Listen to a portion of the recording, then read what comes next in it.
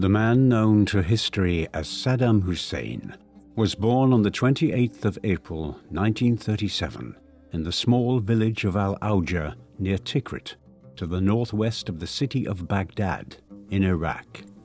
His father, Hussein Abd al-Majid, was a peasant sheep herder. Some accounts state that he abandoned his family before Saddam was ever born, though it is more likely that he died from throat cancer in the winter of 1936 or 1937. He was a member of the Albu Nasir tribe, which had migrated to Iraq from Yemen in the southwest of the Arabian Peninsula, generations earlier.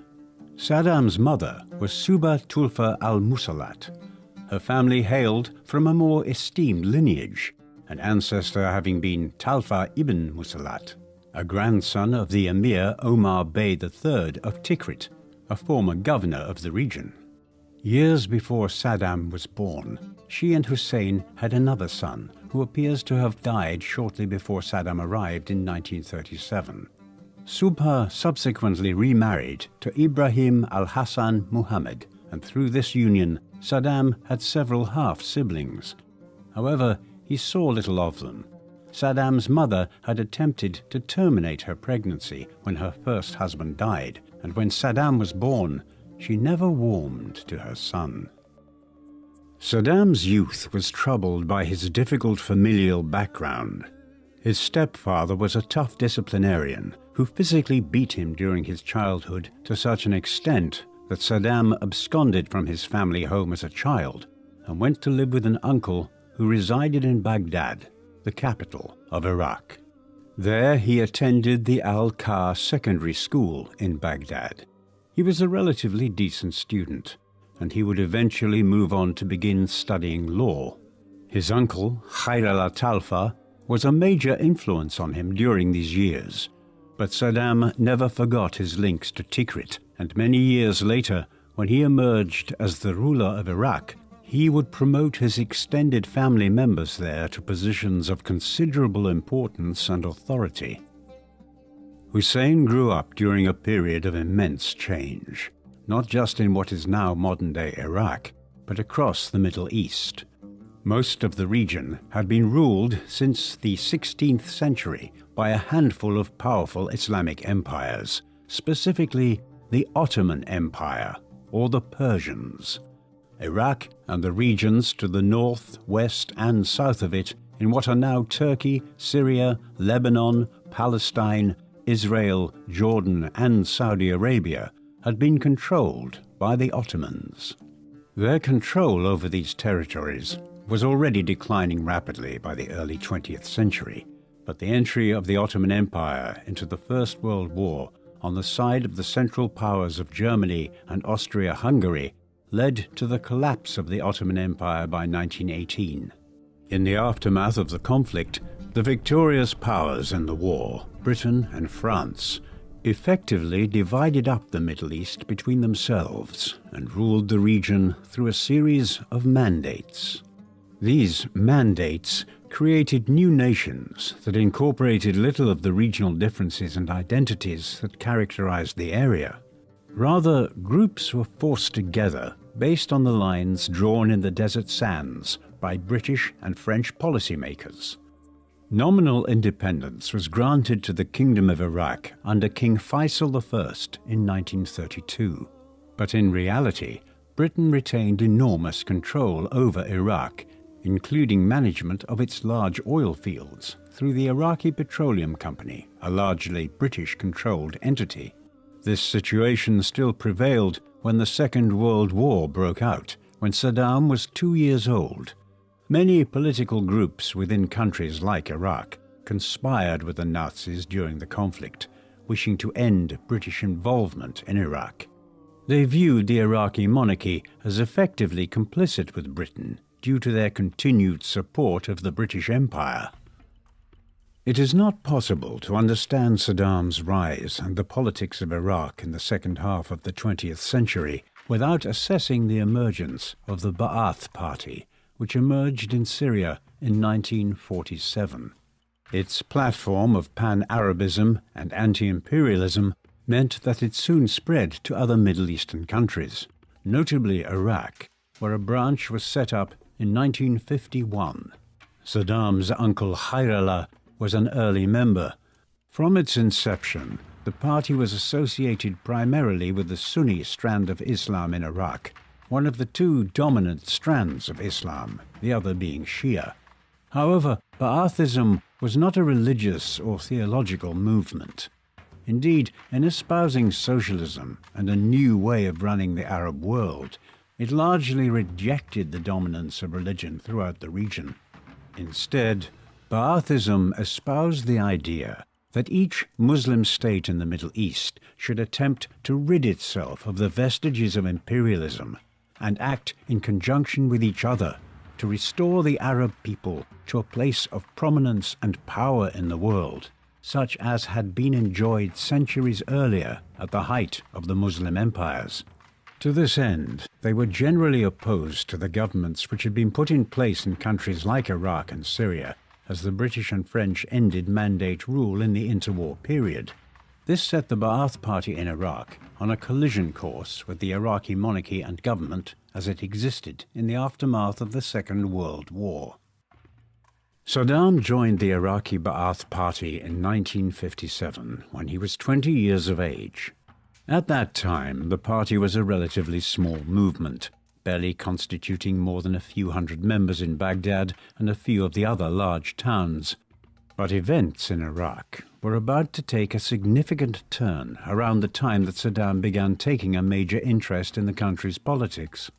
By the mid-1950s, the country had become a hotbed of political dissent, in large part owing to the incompetence of King Faisal II and his ministers, and also as Iraqis looked to the examples of countries like Egypt, where in 1952 officers within the military had overthrown King Farouk and established a new regime which sought to end British influence in the country, which, like in Iraq, had never fully ended, especially around the Suez Canal.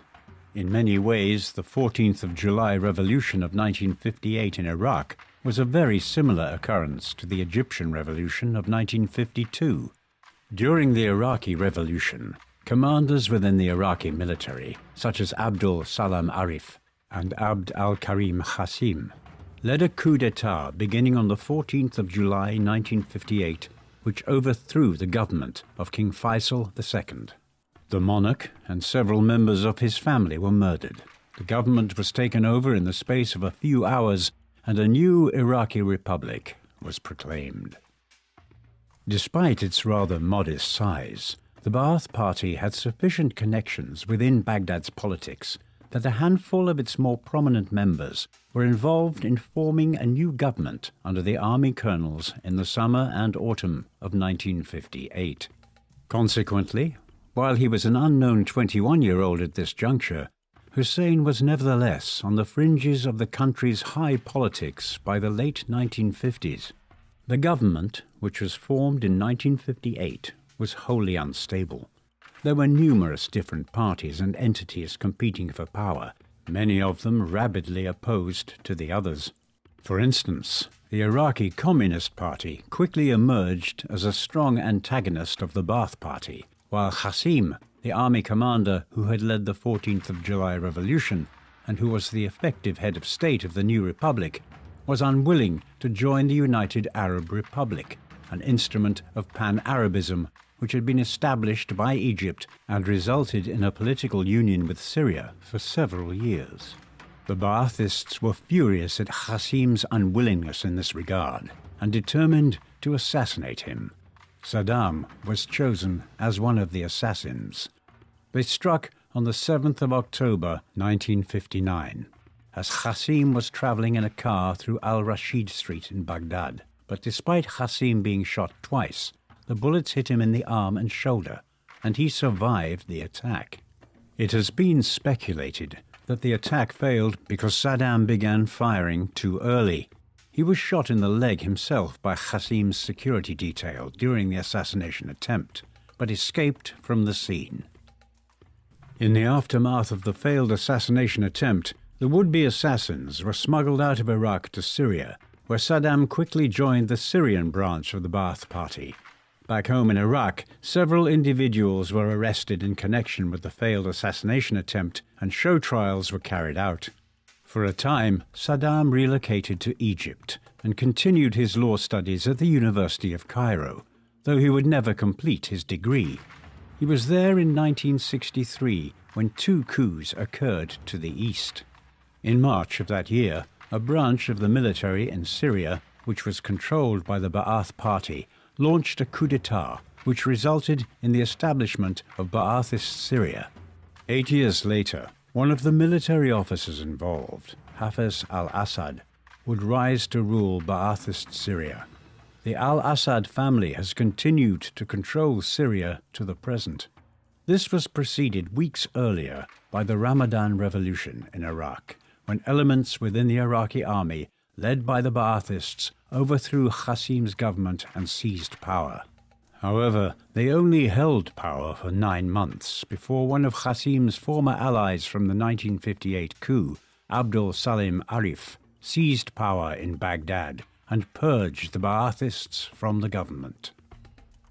By the time the counter-coup of November 1963 occurred, Saddam was back in Iraq, having left Egypt shortly after his party came to power the previous February. Following the November 1963 coup and the purging of the Ba'athists, he elected to remain in Iraq and continued to operate in the capital with cells of the remaining Ba'athist party members. He was duly arrested in 1964 and found guilty of involvement with a prohibited political party, for which he was sent to jail for several years. Saddam was also implicated in a plot to kill Arif, and this led to his imprisonment in October 1964.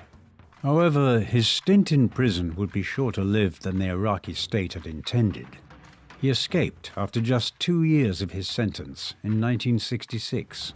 It was from this juncture that Saddam, now nearing his 30th year, began to rise within the Iraqi Ba'athist movement. Shortly after his prison escape, he was appointed as a regional commander of the party, one who was quickly acknowledged to be a good organizer, who could grow the party even during a period when schisms were emerging within it, concerning the level of involvement which it should continue to have with the Soviet Union and other Marxist-Leninist states. By this time, Saddam was also married and starting a family. In 1963, shortly after his return from Egypt, but before his arrest and imprisonment, he had married Sajida Talfa, his first cousin. This was an arranged marriage to his uncle's daughter. It soon resulted in children. A son named Uday was born in 1964, followed by another boy named Qusay in 1966, and then 3 daughters, Rahad, Rana, and Hala, born in 1968, 1969, and 1972, respectively. These were not Saddam's only children. Eventually, in 1986, he married for a second time to Samira Shabandar. He is also believed to have had a third and fourth wife, though these remain unconfirmed. Through these liaisons, Saddam probably had several other children, yet his first marriage and the children which resulted from it were the most significant.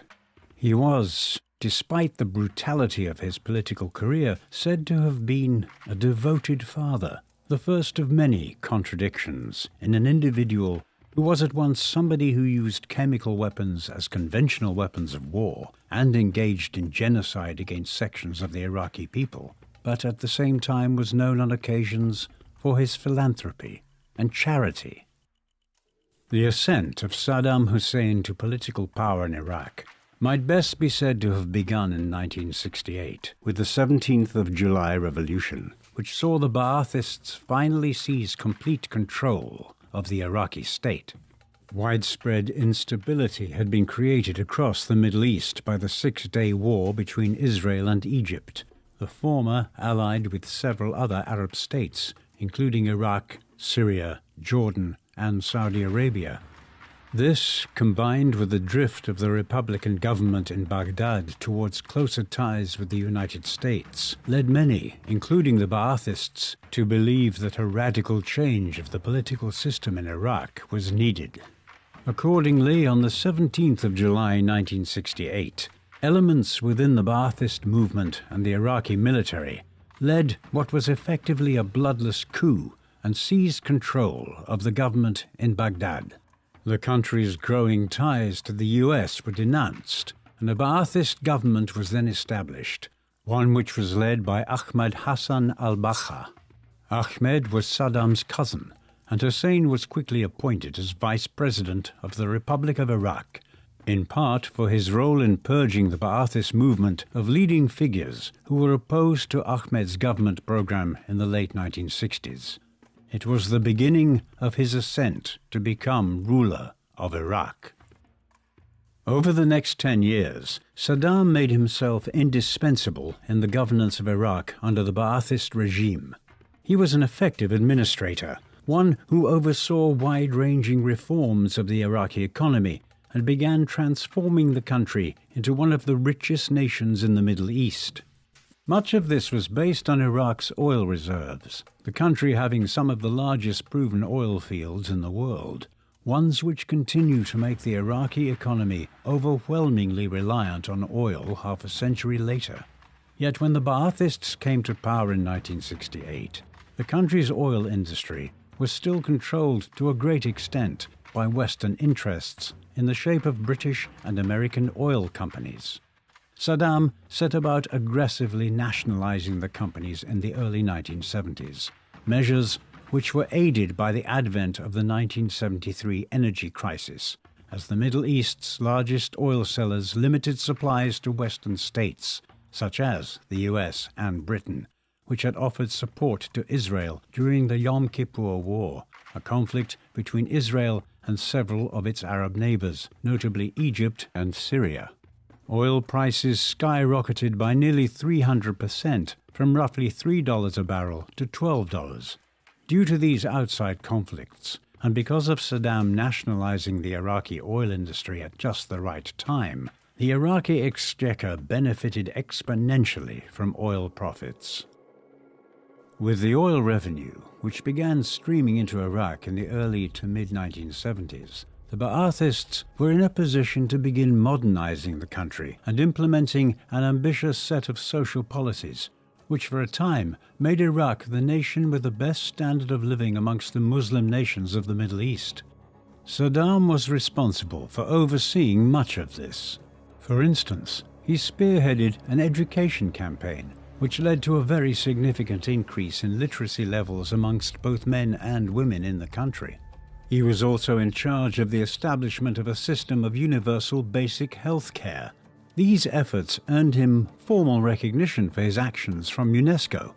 Moreover, Saddam attempted to put the Iraqi economy on a more secure long-term footing by using the oil profits made in the 1970s to develop new businesses and a modern infrastructure across the country, the goal being to diversify so that when oil profits declined at some future date, the country would be ready and able to flourish based on its new industries. To this end, the country's agriculture sector was also developed by Hussein, with an emphasis on introducing mechanization to agricultural practices to replace antiquated plows and primitive pre-industrial farming methods. The 1970s were also a period of realignment in terms of Iraq's foreign policy. As a socialist Ba'athist, Hussein was initially committed to drawing Iraq closer to the Soviet Union and away from the US and other Western powers, a drift which had been necessitated in any event by the nationalization of Western oil companies in Iraq in the early 1970s. Then, in 1972, a 15-year pact on economic and diplomatic cooperation was signed between Iraq and the Soviet Union. In retaliation, the U.S. administration of President Richard Nixon began channeling aid to the Kurds of northern Iraq, who wished to obtain their own country in the region. Eventually, this led in 1974 to the outbreak of the Second Iraqi Kurdish War. a continuation of a long-running conflict which had been ubiquitous in Iraq during the 1960s, but which had abated as peace negotiations were entered into between the Ba'athist government and the Kurds, led by Mustafa Barzani, in the early 1970s. Saddam, though, managed to counteract this threat by negotiating the Algiers Accords in 1975 between Iran and Iraq, an agreement mediated by Houari Boumediene, the leader of Algeria. Through this, Iran agreed to stop providing military and logistical assistance to the Kurds of Iraq in return for a small territorial concession to Iran along the Shatt al-Arab River. With this, the Kurdish military unrest was quickly suppressed, and northern Iraq was taken firmly back under the control of the government in Baghdad, though it would not be the last significant intervention Hussein made in the Kurdish region. The second half of the 1970s saw Saddam move to a position of unprecedented strength in Iraq. Already in the early and mid-1970s, he had emerged as the second in command of the Ba'athist regime, junior only to his cousin, President al-Bakr. During this period, he had a deep involvement in managing the Iraqi economy, elements of foreign policy, and a wide range of other matters. Then in 1976, Saddam was also promoted to the rank of general within the Iraqi army. Al-Bakr, by this time, was beginning to suspect Saddam was moving to secure absolute power in Iraq, and so he entered in the late 1970s into negotiations with the Ba'athist regime in neighboring Syria, whereby the two countries would enter into a political union, one in which al-Bakr would act as the senior ruler until his death or retirement, to be succeeded thereafter by President Hafez al-Assad of Syria. This arrangement would have effectively excluded Saddam from succeeding as the next ruler of Iraq once al-Bakr was out of the way. This diplomatic chess move led Saddam to act to secure his position, and on the 16th of July 1979, with the support of the military and many of the senior figures within the Ba'athist government, he forced al-Bakr to resign as president of Iraq. Saddam then assumed the role of head of state that same day in a bloodless coup. He would remain in control of Iraq for the next 24 years. One of Saddam's first acts as the new head of state and of the Ba'athist regime in Iraq was to purge the Ba'athist party of his opponents or any potential rivals for power.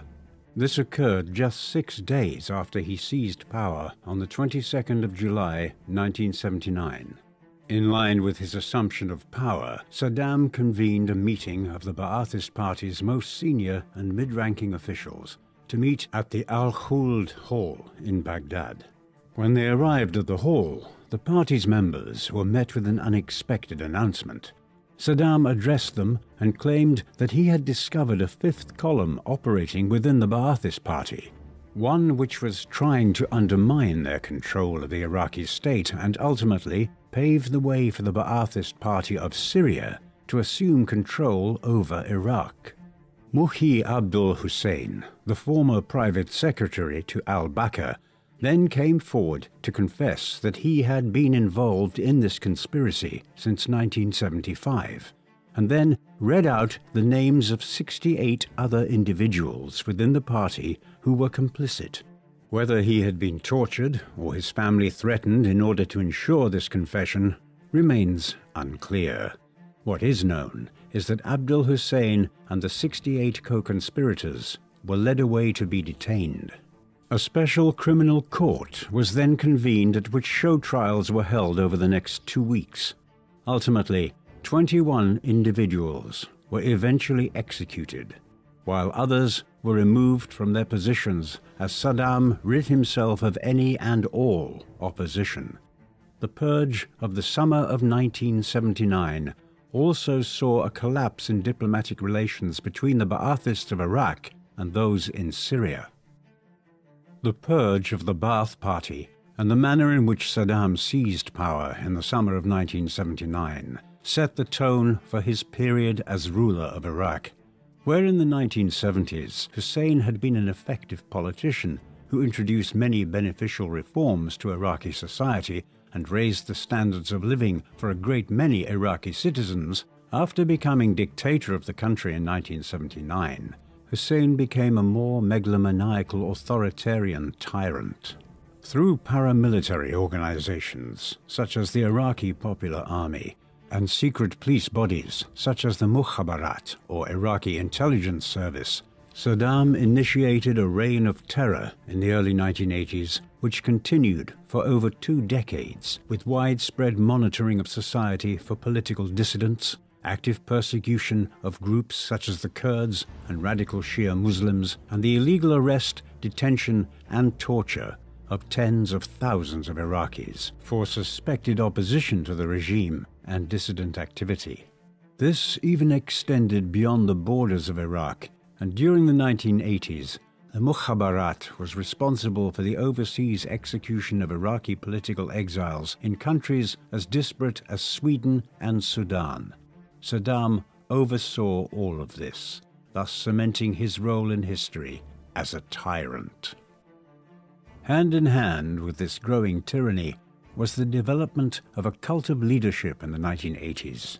Saddam liked to depict himself as a successor to the fabled great king of ancient Babylon, Nebuchadnezzar, and went so far as to have archaeological sites around Iraq dating back thousands of years stamped with his name.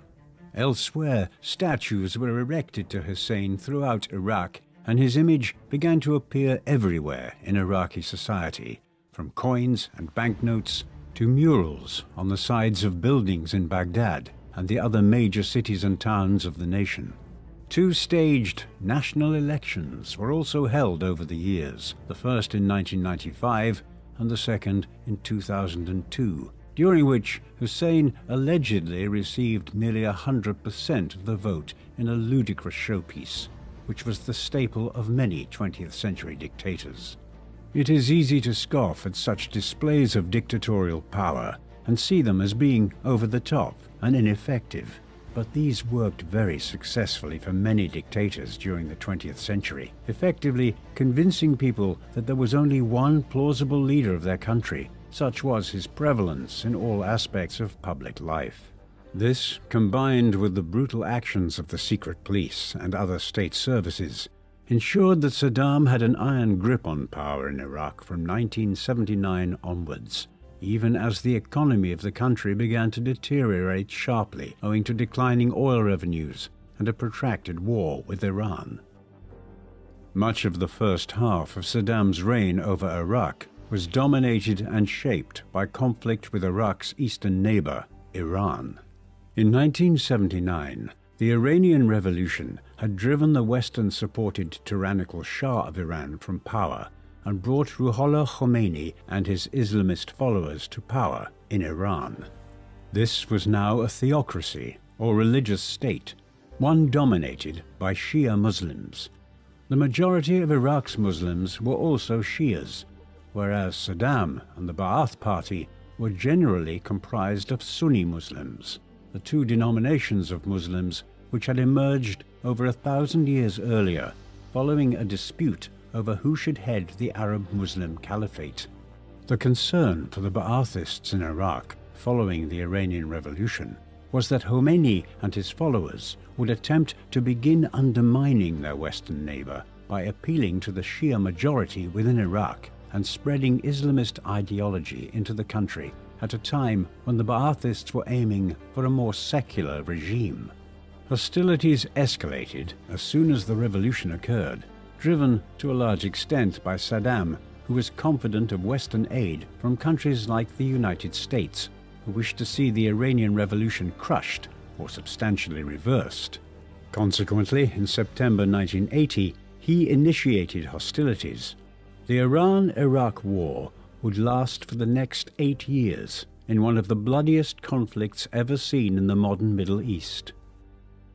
The war which followed was broadly a border conflict, with the Iraqis launching an invasion of western Iran in late 1980, one which faltered in 1981 and resulted in a subsequent Iranian counteroffensive. By 1982, Saddam was making it clear that he would consider a ceasefire and peace negotiations, as the quick victory he had expected had instead turned into a war of attrition. However, by that time, Iran's military buildup and tactical advances were such that it had obtained the upper hand, and instead of seeking peace terms, the revolutionary government took the war onto Iraqi soil, nearly taking the region around the city of Basra in Iraq in the mid-1980s. However, the tactical situation changed again after this, as Saddam's government expanded the military draft, and as he received increased amounts of aid from foreign powers. By 1985, the Iraqis were able to launch a fresh offensive, but as in 1980 and 1981, it stalled and was followed by another Iranian counteroffensive, one which saw the Iranians capture Al-Khor in southern Iraq in 1986 in a move which shocked the Iraqi military command. Yet the government in Tehran could not follow this up with subsequent advances, and the war once again entered a period of stalemate. The Iran-Iraq War has been much commented upon over the years for two particular aspects. One was the support which Saddam and the Baathists in Iraq received from Western governments such as the United States.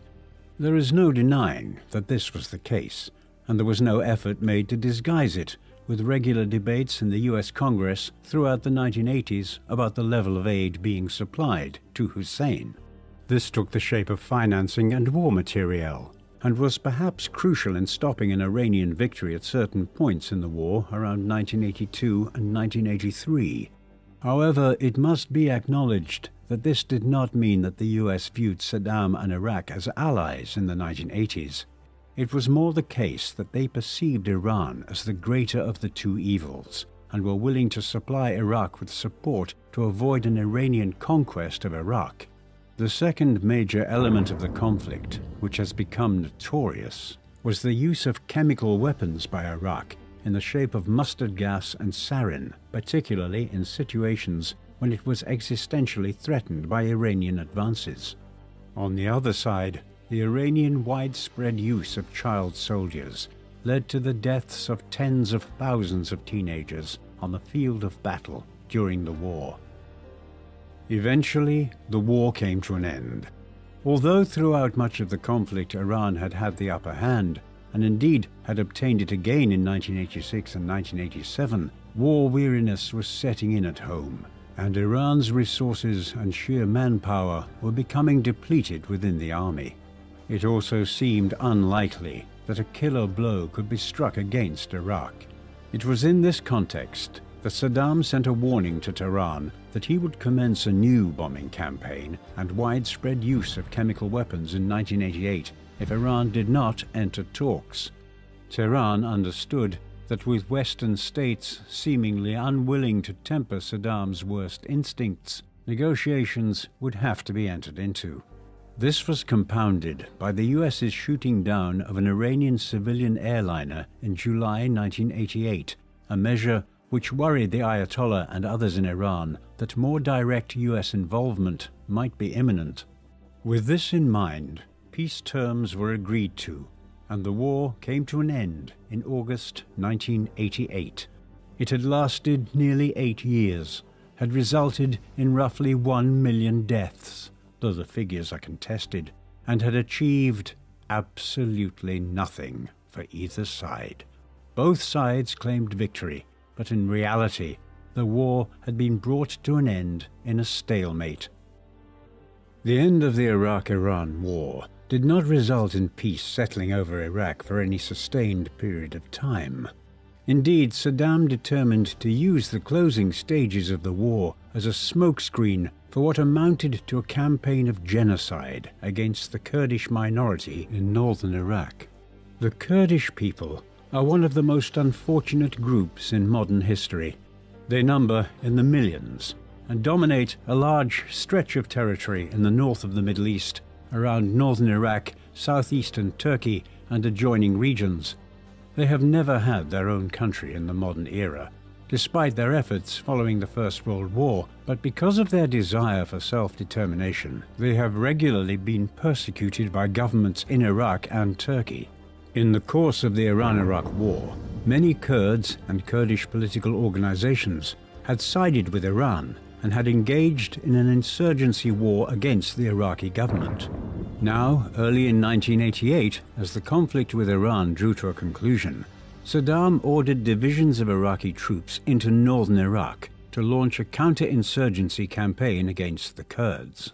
The Al-Anfal campaign, as it is known, a term which translates as the spoils of war, lasted from February 1988 through to the late autumn of that year. In the course of it, between 50,000 and 100,000 Kurds were killed, while tens of thousands more were displaced or forcibly deported from their places of residence. Detention camps were also set up, and a forced program of Arabization was initiated. There is little doubt that Saddam effectively implemented a program of genocide against the Kurds in 1988. Saddam was soon to engender the opposition of his reluctant allies from the Iran-Iraq War, the United States and the other Western powers. In the course of the war with Iran, Hussein's government had borrowed billions of dollars from its near neighbor, the small but oil-rich Gulf state of Kuwait. It was possibly owing to Iraq's complete inability to repay this money that Saddam determined, not long after the war with Iran ended, to invade Kuwait. There were other extenuating circumstances.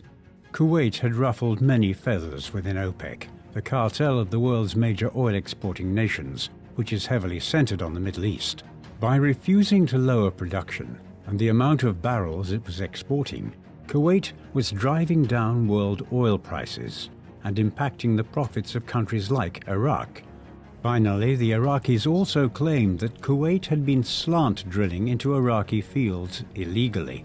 For these multiple reasons, Iraq invaded Kuwait on the 2nd of August, 1990. The ensuing conflict cannot be called a war. Kuwait had no major military to speak of and was confronted by a country whose military had swelled to become the fourth largest army in the world during the 1980s. By the 3rd of August, just a day into the invasion, most of Kuwait was under the control of Saddam's military. Just 24 hours later, the country was entirely in Iraqi possession, and Saddam declared Kuwait to now be the 19th province of Iraq, at once freeing Iraq from its debt to Kuwait and bringing it a new oil-rich region. Saddam seems to have decided to invade Kuwait based on the mistaken belief that his allies in the West would not react, as they still viewed him as a bulwark against Iran in the Middle East. He was entirely wrong in this assessment.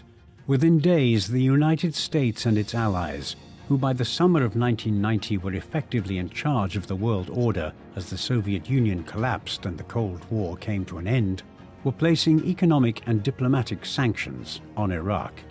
A naval blockade of the Persian Gulf followed, which crippled Iraq's ability to export the oil on which Saddam depended to run the country and support its huge military machine.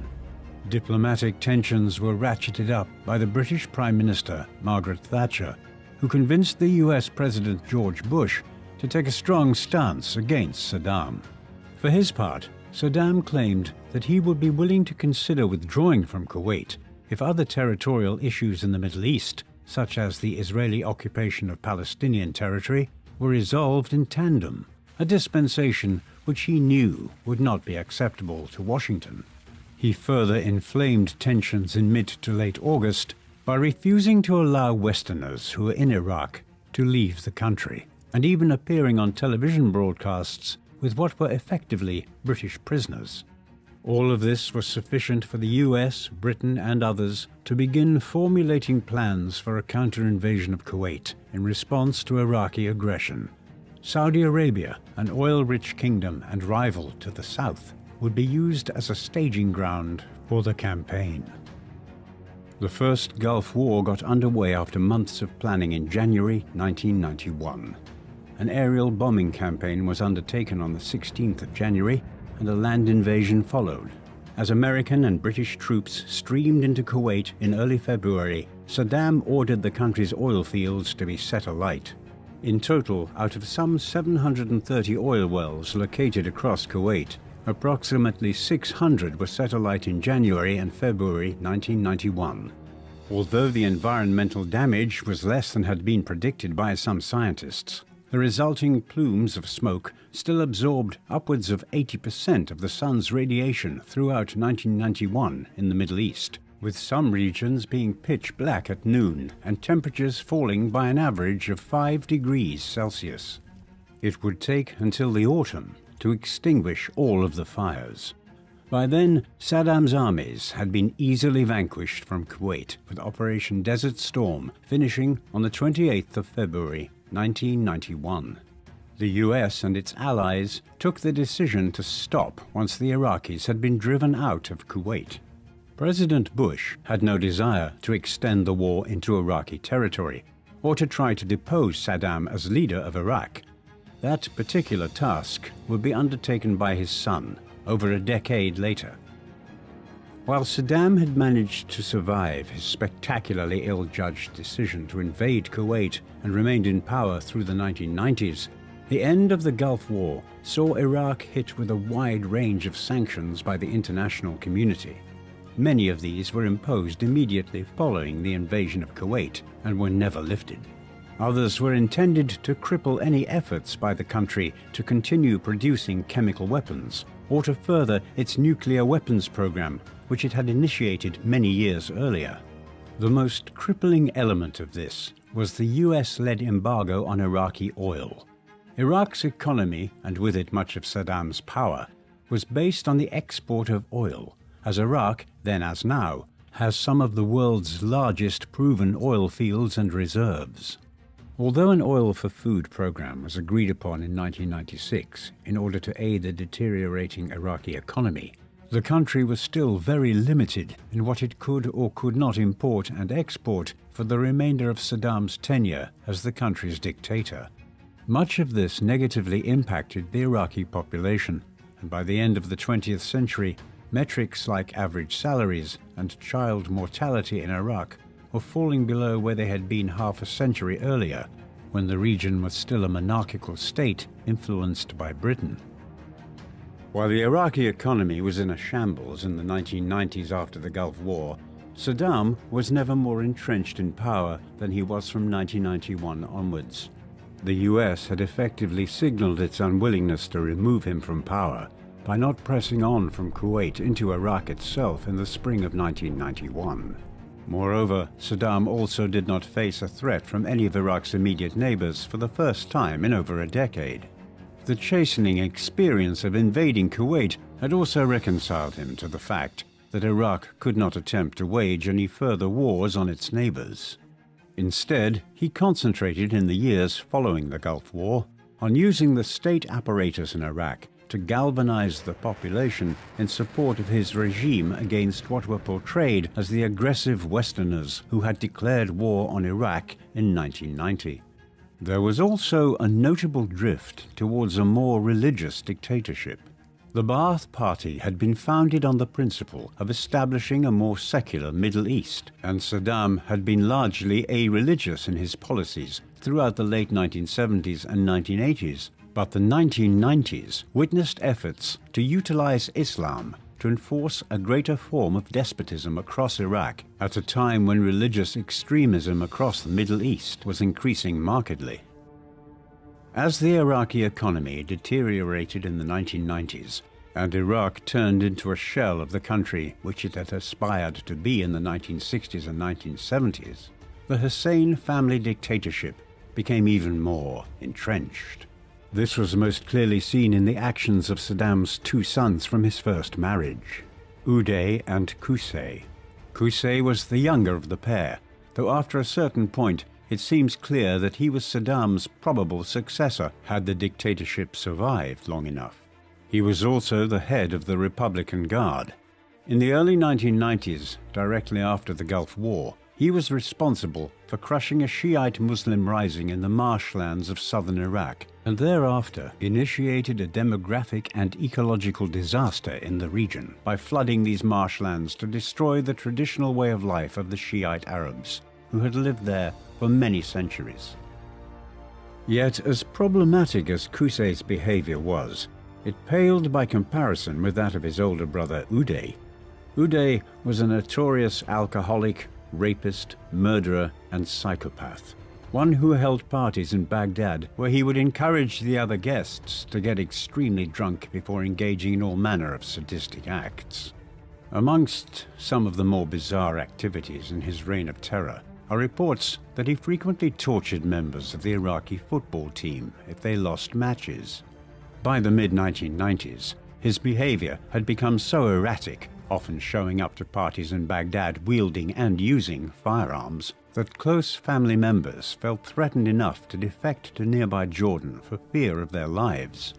There were also many allegations that Uday regularly tortured his own employees by having their feet whipped by his bodyguards, while he became known as a serial rapist during the 1990s, often prowling the streets of Baghdad in his collection of sports cars, looking for women that he wanted brought to one of his palaces.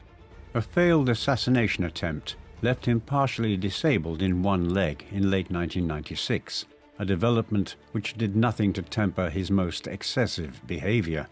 There is evidence that Saddam was fully aware of his eldest son's egregious actions as late as the late 1980s, but he did very little to regulate his conduct. As a result, Uday visited horrors on the people of Baghdad in the 1990s and early 2000s. Perhaps one of the least well-known but most curious points concerning Saddam was his written output in the early 2000s. In these years, Hussein wrote 4 novels and several poems, often with the aid of ghostwriters, which were either published in Iraq before his fall from power, or else later with the encouragement of his daughters from his first marriage. The first of these was Zabida and the King, the story of a medieval woman named Zabida who becomes involved with the King of Iraq during the early stages of Arab and Muslim rule here in the 7th and 8th centuries. The novel is based around Tikrit, Saddam's home region, and generally is seen as an allegory of the alleged destruction of Iraq by the US-led sanctions against the country in the aftermath of the First Gulf War. Although the author of this was given only as written by he who wrote it, it is generally agreed that this was Hussein's work. Further books followed in 2001 and 2002, notably Men and the City, an account of the Hussein family's role in overthrowing Ottoman rule in Iraq during the early 20th century and the subsequent rise of the Ba'ath Party in the region. It is generally agreed that this was written almost entirely by Saddam, as a manuscript in his own idiosyncratic handwriting was located after the US invasion of Iraq in 2003. Saddam's imaginings of the US as being the power which had undermined Iraq and its potential were not far off the mark. There can be little doubt that Western sanctions against Iraq in the 1990s and into the early 2000s led to declining living standards in Iraq, as people were unable to acquire some goods entirely or found them to be incredibly expensive, owing to the restrictions imposed on the Iraq import economy. But there is also little doubt that Saddam and his corrupt family regime also brought this upon Iraq through their failure to be transparent about their efforts to develop weapons of mass destruction. The degree to which economic and political sanctions were to be imposed on Iraq after the First Gulf War was always tied to whether Saddam and his regime would divest the country of all such weapons.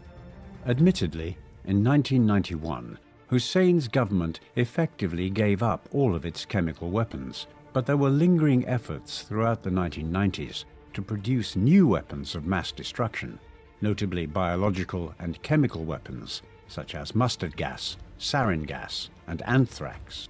UN inspectors in the mid-1990s discovered that chemicals and compounds like this had been produced in Iraq in the years after the Gulf War and most likely tested on prisoners from Abu Ghraib prison near Baghdad.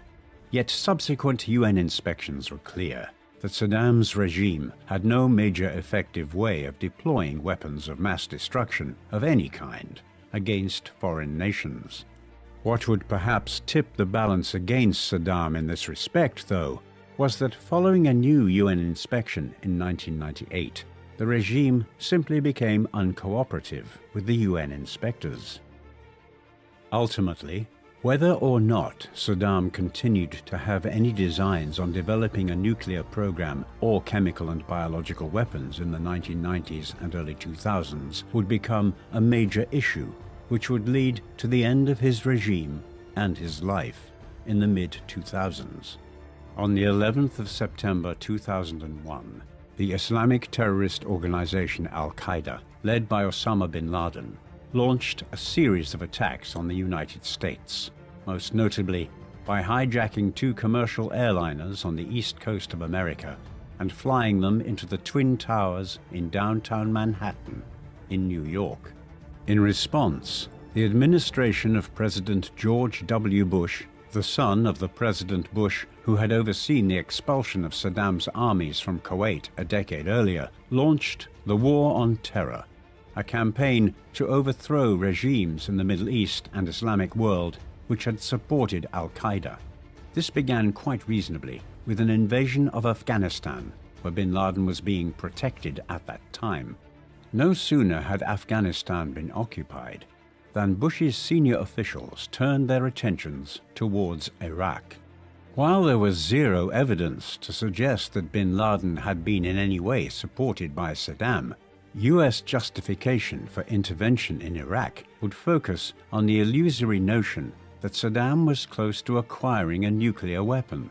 The evidence was insubstantial and would later be proved to be non-existent, a factor which divided the Western world in its support or opposition to the proposed invasion of Iraq. But in the end, the Bush administration, supported by Prime Minister Tony Blair in Britain, pressed ahead with its agenda and began preparing to invade Iraq in the spring of 2003. Saddam's time as the country's leader was drawing to a close after a quarter of a century. The US invasion of Iraq, or Second Gulf War as it is sometimes referred to, was initially a very successful military intervention against Hussein's regime. The conventional war lasted a period of just a few weeks in the spring of 2003. This saw a joint US-British force invade Iraq from the south, along with small contingents of Allied troops from varying allies of the US, though significantly, traditional allies of Washington and London, such as the French and Germans, condemned the invasion as a war of adventure and refused to take part in it.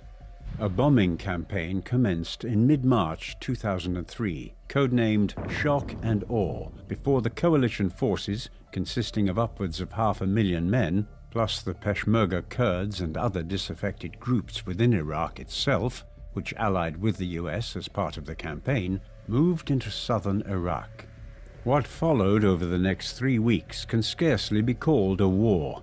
The Iraqi armed forces, though nominally quite strong and numerous, utterly collapsed when confronted by the forces of the world's foremost military power. After the initial incursion, US and Allied troops quickly made for Baghdad, seizing and occupying the Iraqi capital on the 9th of April. By that time, Saddam and his family and Iraqi government had fled from Baghdad. Final defenses were mounted around the Tikrit region, Saddam's homeland, before that too fell to the US and their allies in mid-April. On the 1st of May, just 6 weeks after the initiation of the campaign, President George W. Bush visited Iraq and declared an end to the major combat and victory in the campaign. This, though, was wildly premature, and while the Ba'athists might have been defeated in the spring of 2003, the ensuing military occupation of Iraq by the US and British stirred up such an array of political and religious discontents that there would be no peace in Iraq thereafter. As the Allied forces headed for Baghdad, Saddam, his family, and many leading members of the Ba'athist regime fled from the capital and went into hiding. This even led the US Army to issue Marines in Iraq with decks of playing cards which had images of the 52 most wanted Iraqis. In this, Saddam was the ace of spades, while his sons Uday and Qusay featured as the ace of clubs and ace of hearts. The latter two individuals would soon be found. Uday and Kuzey were tracked down by American soldiers on the 9th of April 2003 and killed in a military standoff in the city of Mosul, having tried to make it over the border to Syria. Saddam was probably already in the Tikrit region by then, where despite one of the largest manhunts in history, he managed to remain in hiding for over half a year. He was not finally captured until Operation Red Dawn resulted in his capture on the 13th of December 2003, after an acquaintance of Hussein's had divulged his location. It was a humbling last hiding place for the former dictator, with him pulled in a disheveled state from what was little more than a hole in the ground by American troops that day. 4 days prior to Saddam's capture, the U.S. occupation government had already created the Iraqi Special Tribunal to prosecute leading members of the Iraqi regime and the Iraqi military who were deemed to have committed crimes against humanity or been involved in the attempted genocide of Iraq's Kurds. Hussein would now be tried before this tribunal. As he awaited trial, he was transferred to Camp Cropper in Baghdad and held there with nearly a dozen other senior Ba'athists. They would remain there for over a year and a half before Saddam's trial finally commenced on the 19th of October 2005. When it finally commenced, after this long delay, Saddam refused to recognize the legitimacy of the court, claiming that he could not be tried by what he viewed to be a kangaroo court controlled by foreign invaders of Iraq. Over the next several months, he refused to cooperate with the proceedings, alleging that he had been tortured by his captors and the fact that one of his lawyers was killed during the trial.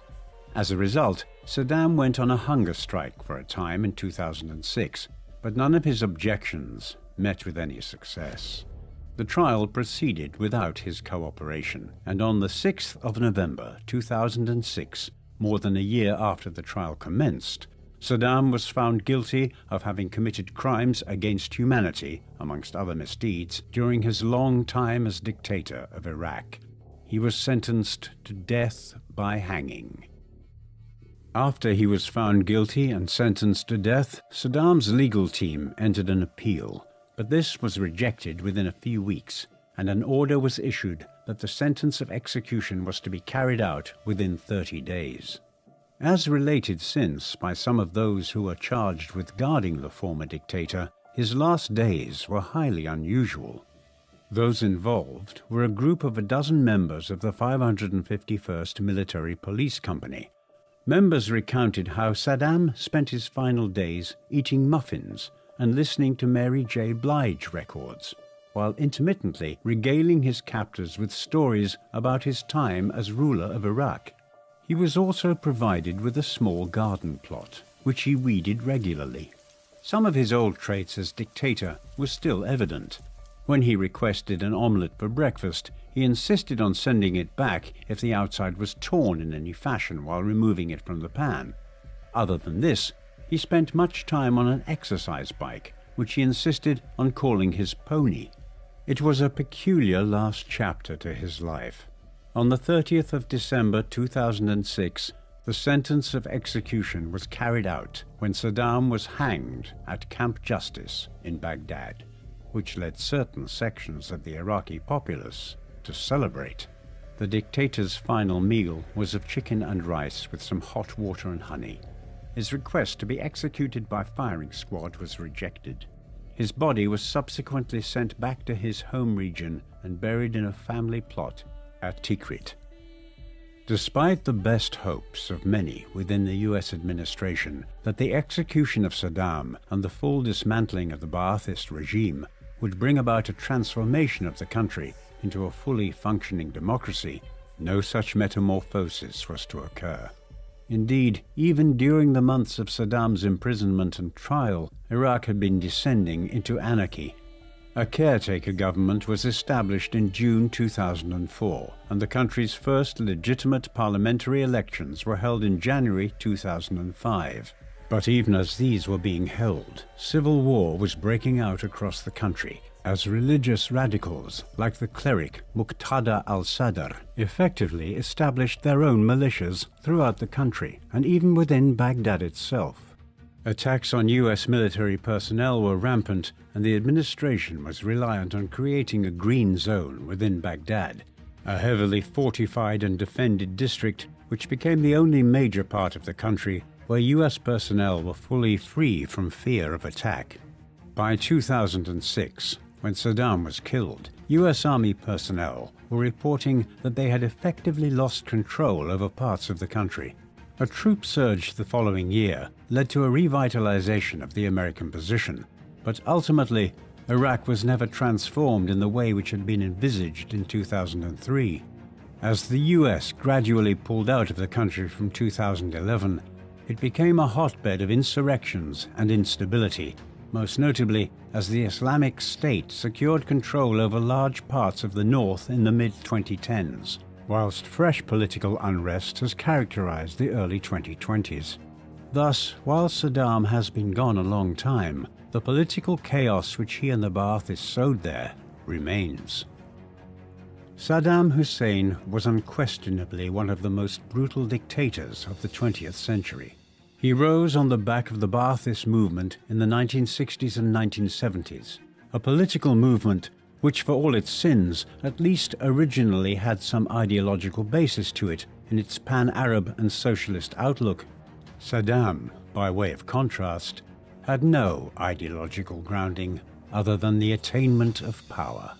In the course of the 1970s, he began monopolizing it, and from the late 1970s onwards, he was the de facto dictator of Iraq. His tenure of that position was disastrous for the Iraqi people and for the people of several neighboring countries. He plunged Iraq and Iran into one of the bloodiest conflicts of the post-Second World War period, one which lasted for much of the 1980s, killed hundreds of thousands of people, and ordered the widespread use of chemical weapons. Then he engaged in genocide against the Kurds of Iraq before invading Kuwait. All of these actions led to an immense series of international sanctions against Iraq in the 1990s, which undermined the quality of life of the average Iraqi even further. The last 10 years of his tenure were characterized by a growing despotism personified in the brutal behavior of his sons and other members of the regime. While many people questioned what the motives of the Bush administration really were in invading Iraq in 2003, and whether it was a war of adventure to secure control of the country's vast oil reserves, a claim many scholars dispute, there can be no doubt that it did achieve the successful end of a brutal tyrant and regime. What do you think of Saddam Hussein? Was he truly one of the 20th century's most brutal dictators, amongst the ranks of Mao Zedong, Joseph Stalin, and Adolf Hitler? Please let us know in the comments section. And in the meantime, thank you very much for watching.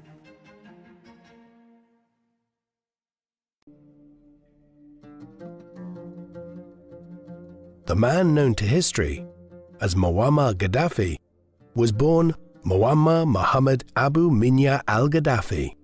He was born most likely sometime in 1941, though some scholars suggest he was born in the 1930s, or in 1943 to a Bedouin family in the Kadhafa tribe that claimed descent from the Prophet Muhammad near the desert village of Qasr Buhadi, south of the city of Sirta in the western deserts of Libya.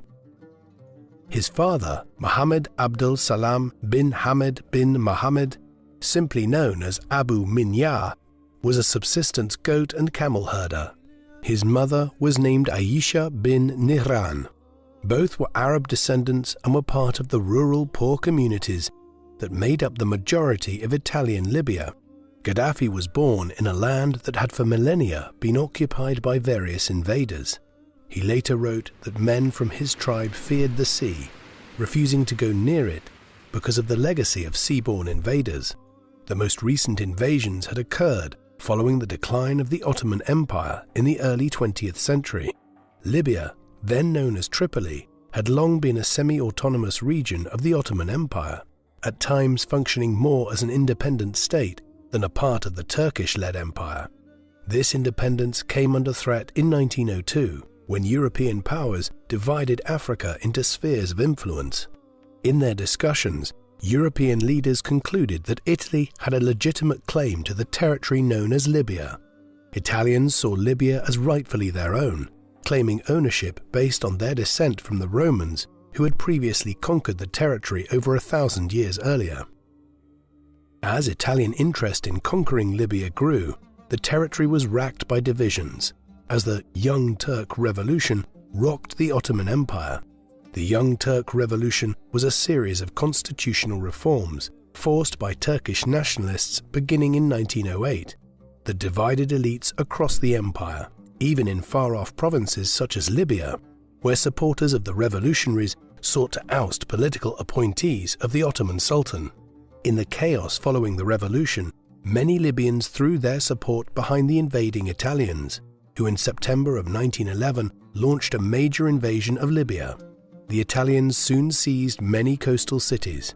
However, they were unable to penetrate deeper into the hinterlands of Libya, leading to a long and bloody war between supporters of the Ottoman Empire and the Italian forces and their allies. Increasingly, however, as the Ottoman Empire found itself embroiled in World War I, the Libyans were forced to fend for themselves, helping to further fracture the Libyan resistance into smaller, bickering factions.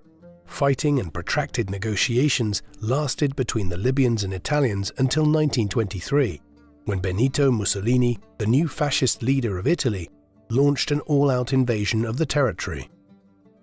By 1926, over 20,000 Italian troops were stationed in Libya, and the dictator used all available means, including modern weaponry such as tanks, airplanes, and poison gas. Gaddafi's father fought against these invaders, along with thousands of other Libyans. However, their efforts were largely unsuccessful. Not only did the Italians bring modern weaponry to bear against the people of Libya, but they also created concentration camps that held likely over 100,000 Libyans, or 2/3 of the population. Perhaps as many as 70,000 people died in these camps. The Italians also engaged in all-out warfare, destroying local wells and killing livestock in order to subdue resistance fighters. They even constructed a tall, 4-meter-thick, barbed wire fence from the city of Bardia to the town of Jagbub in an effort to halt supplies flowing in from British-occupied Egypt. As Italians gained control of larger swathes of Libya, officials encouraged large numbers of immigrants from the Italian mainland to migrate to the newly conquered territory, particularly as Mussolini's policies of vast public works began coming to Libya. Roads, new settlements, and other modern conveniences were all part of the Italian government's efforts to increase the European presence in Libya.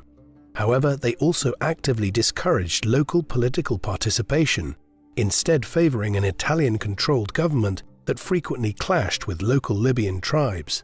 The Italians furthermore sought to suppress all Libyan literature in an effort to force Libyans to become more like their colonizers. Throughout this period, many Libyans continued to favor pan-Islamic governments, or those governments that united various nationalities under the common belief system of Islam. However, a growing portion of the Libyan population, particularly the younger generation that came of age following the collapse of the Ottoman Empire in 1918 and the Italian occupation, came to favor Arab nationalism or the belief in a nation-state based on Arab ethnicity rather than based on religion. The first efforts at creating an independent nation-state of Libya were in November of 1918, when the Tripoli Republic was formed and declared its independence both from Ottoman and European powers. However, no recognition came from European powers, particularly since the British in 1915 had promised the Italians control of Libya in order to gain their support during the Great War. The results were Italian occupation and oppression of local political activity. Fleeing from the oppression, many Libyan exiles in the 1920s and 1930s conducted a fiery, if ineffective, war of words against the Italians, helping to develop a strong Libyan nationalist movement that would later impact Gaddafi. During World War II, few Libyans were willing to support either the Allies or the Axis. Both sides contained former enemies, the Allies having both the British and French, who had allowed Italy to conquer Libya, and the Axis having Italy. Libyans provided the Allies some assistance in exchange for promises of independence following the war. However, trust in European promises was never very strong among many of the Libyan community. Following the war, Libya was divided into spheres of control by the British and French. Gaddafi, as a child, perhaps even saw some of the soldiers of these two allied powers. Over the next 10 years, British, French, Italian and American negotiators continued to debate the future of the Italian colony. Italian and British officials initially favoured a return of the colony to a divided colonial status. However, these plans failed when they were opposed by the other parties. Though Libyan politics remained divided by region, with some favouring a division of Libya into 3 separate nations, a growing outcry for independence was recognised by the United Nations General Assembly on the 21st of November 1949. After extended and serious debate, the delegates called for Libya to become an independent and sovereign state no later than the 1st of January 1952. Following the appointment of a commission comprised of international and Libyan delegates, progress towards independence was rapid, with the Libyan National Assembly on the 7th of October 1951 approving the formation of a constitutional, hereditary monarchy built within the framework of a federal system. King Idris I, who was previously known as Muhammad Idris al-Mahdi al-Sanusi, was chosen as the first monarch of Libya, and Islam was declared the state religion. During this period, Libya remained a solid ally of the West, providing a stable ally for Western powers concerned with the expanding Cold War between the United States and the Soviet Union.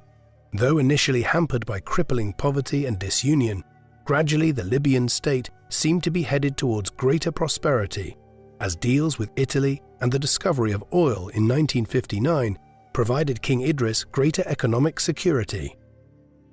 However, rather than liberalize with the expanding economy, King Idris tightened his control of the state, fighting back against efforts to generate political and social reform. Many Libyans were angered that much of the surplus profit generated by oil went to Westerners' pockets, despite the fact that Western companies provided the bulk of the investment to power oil development. Oil revenues also increased wealth disparities between Libyans, which further frustrated many young Libyans who viewed their government as outdated and in the pockets of Western powers. Throughout the 1960s, these tensions between the king's government and the people only heightened, leaving many to seek a new solution to the corruption of the king's officials. These problems were further inflamed by the spread of pan-Arab nationalism, an ideology based on the idea that Arabs could regain their former glory if they united across the region against outsiders. This belief system gained greater following, particularly among young Arabs across North Africa and the Middle East, especially following the humiliation of Arab armies by Israeli forces during the Six-Day War fought between the 5th of June and the 10th of June 1967. Many Arabs were furious at the West's response to Israel's victory. Each of these factors helped to create the perfect storm necessary for a revolution. As he tended his family's herds, Gaddafi watched as his beloved people seemed to succumb to Western influence and local corruption. Gaddafi first received his education at a local Muslim elementary school, where legend tells that he was looked down on for his Bedouin roots. He supposedly slept in the local mosque at night on school days and returned to his family on the weekends, where he primarily lived with his mother and 3 sisters. His father, now a merchant, was often traveling and gone from home. Gaddafi was fiercely proud of his people and his Muslim Arab heritage. He likely was angered by the stories his father and others told about the atrocities committed by the Italians and other Westerners during the World War period. He perhaps mourned when the State of Israel was successfully created in 1948, signifying the loss of Palestine as an Arab state. Despite all the defeats suffered by the Arabs, one bright star seemed to shine in the Arab world. Egyptian leader Gamal Abdel Nasser, the new president of Egypt, who had organized a coup to overthrow the Egyptian King Farouk in 1952, when Gaddafi was around 10 years old. Gaddafi became an avid listener of the radio program, The Voice of the Arabs, a show that originated from Cairo, Egypt, that supported the Nasser regime. By his teenage years, Gaddafi had found his hero in Nasser. Nasser's efforts to expel Western influence in Egypt, socialize the nation, and unite Arabs across the Middle East and North Africa was thrilling to the young disciple of Libya. According to Gaddafi himself, it was during these years that he first began to envision himself changing his nation and becoming a hero like Nasser, even though he was a lowly schoolboy in the rural west of Libya. Gaddafi organized local student protests during the 1956 Suez Crisis, also known as the Second Arab-Israeli War, or the tripartite aggression in many Arab households, which began in late 1956 when Israel, the United Kingdom, and France invaded Egypt in an effort to capture the Suez Canal and overthrow Nasser, who had recently nationalized the canal, which had been owned by foreign powers. Israel sought primarily to end Nasser's blockade of their port in the Straits of Tehran. The invasion was a failure for the Europeans and only strengthened Nasser's reputation and his prestige in the minds of many young Arabs, such as the 15-year-old Gaddafi. It also enraged many Libyans, and violent protests broke out across the country after Libyans learned that British officials had considered using its bases in Libya to attack Egypt. Gaddafi likely applauded the riots and protests, believing that the nation was disentangling itself from the hold of Western powers. Gaddafi was seen as a leader among his peers and was known for his powerful personality. Many of his classmates, like himself, desired to free Libya by eventually toppling King Idris. As a teenager, Gaddafi enrolled at Sabha High School in Fezzan, Gaddafi. There, he and his friends formed what they called a central committee and held secret meetings to discuss the political ideas of President Nasser and perhaps other leading Arab thinkers, while also plotting to overthrow the Libyan monarchy. As his movement expanded, he divided his followers into cells of revolutionary operatives. While still lacking much of the structure of a truly revolutionary movement, Gaddafi was showing promise as a leader of Libyan Arab nationalists. As he worked to create his movement, Gaddafi increasingly came to dislike teachers and intellectuals, believing such people to have an enormous self-regard and believed that they frequently misguided their students. Gaddafi often later in life singled out teachers for criticism in his speeches, perhaps reflecting the experiences of his youth. In 1961, Gaddafi was expelled from his school for leading a student protest against Syria withdrawing from the United Arab Republic, which it had established with Egypt in 1958. At the protest in the town center of Sebha, Gaddafi praised Nasser and condemned British and American military bases in Libya. His speech not only got him expelled, but also banned from studying in his home province. Leaving his home and family, Gaddafi traveled north to Misrata, over 700 kilometers north, to finish his studies, which he did in 1961. Undeterred by his expulsion from his home province, Gaddafi set about expanding his network of revolutionaries while finishing his education. His recruitment efforts expanded beyond Misrata, and Gaddafi found recruits in Tripoli, Janzur, Laden, and Homs, allowing him to create an even broader network of revolutionary cells throughout the country. While building his network, Gaddafi briefly studied history at the University of Tripoli. However, more momentous was a gathering of his followers in 1963. Members of the cells from Sabha, Misrata, and Tripoli, and likely other cities, gathered to discuss future plans for the movement. At this meeting, the organizers and participants decided that Gaddafi and two others from the movement would enroll at the Benghazi Military Academy, though some suggest the idea originated from Gaddafi alone. Their purpose in enlisting in the army was to begin recruiting supporters for a coup among the army. Gaddafi later recalled, "The army was the only thing capable of imposing the people's will by force."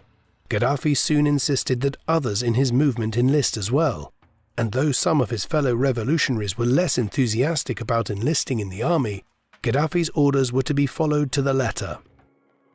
As Gaddafi entered the army, he reorganized his movement to directly resemble that of Nasser's Egyptian revolutionaries, Gaddafi renaming it the Free Unionist Officers Movement.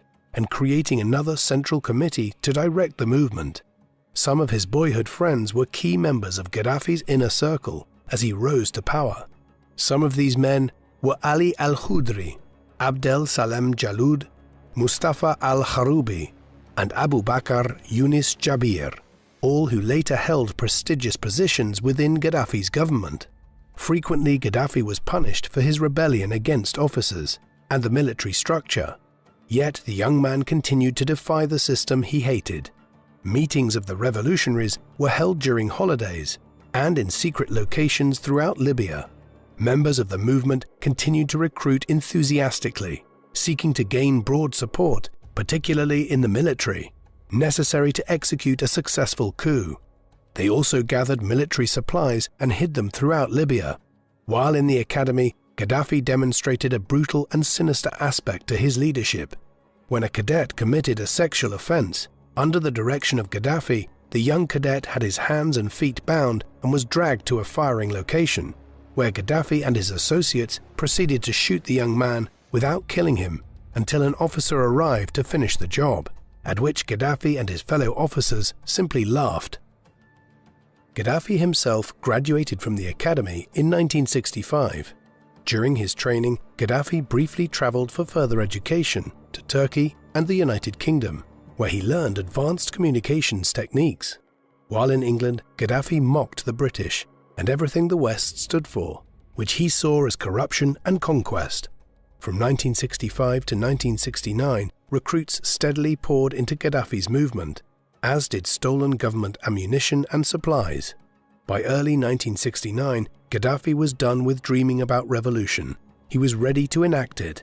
He and his inner circle believed they had enough support throughout the Libyan military structure to successfully stage the dreamed-of coup. Multiple coup dates were planned. However, each time events arose that necessitated it being pushed further back. Loyal military leadership had also heard rumors of a potential plot, and Gaddafi himself was questioned multiple times and placed under surveillance. Many times, Gaddafi and his fellow leaders were nearly captured during secret rendezvous. Perhaps it was youthfulness and the lack of tight control that spared the movement from a quick suppression by military authorities. Leading military officials later recalled that they were fairly certain Gaddafi and his followers were plotting a coup. However, they believed it a pipe dream that could never be accomplished. How wrong those officials proved to be when, on the 1st of September 1969, Gaddafi and his followers launched their revolution. Gaddafi was tense during the start of the coup, but he depended on his faith in Allah, who he believed was on his side. Gaddafi recalled that a radio broadcast from Egypt had included the Quranic line, "Allah will not deny the faithful their reward." Gaddafi saw this verse as a sign and trusted that at 2:30 a.m., the prearranged hour of the coup, he and his co-conspirators would successfully establish a true Arab government that would no longer bow to Western nations. At the pre-signaled hour, Gaddafi and his followers worked to control radio stations and other communication networks essential for the government. Mistakes were made throughout the process, conspirators not arriving at the correct destination, officials escaping arrest, and countless other problems plagued the coup. However, the Libyan government, so divided and powerless, collapsed in the face of the determined conspirators. King Idris, who was away from the palace, turned to the British for aid. However, British officials had little stomach for any intervention in the Middle East. The monarchy had fallen quickly, and Gaddafi and his followers now wielded absolute control of the state. Libyans awoke on the 1st of September 1969 to the voice of Gaddafi on their radio sets.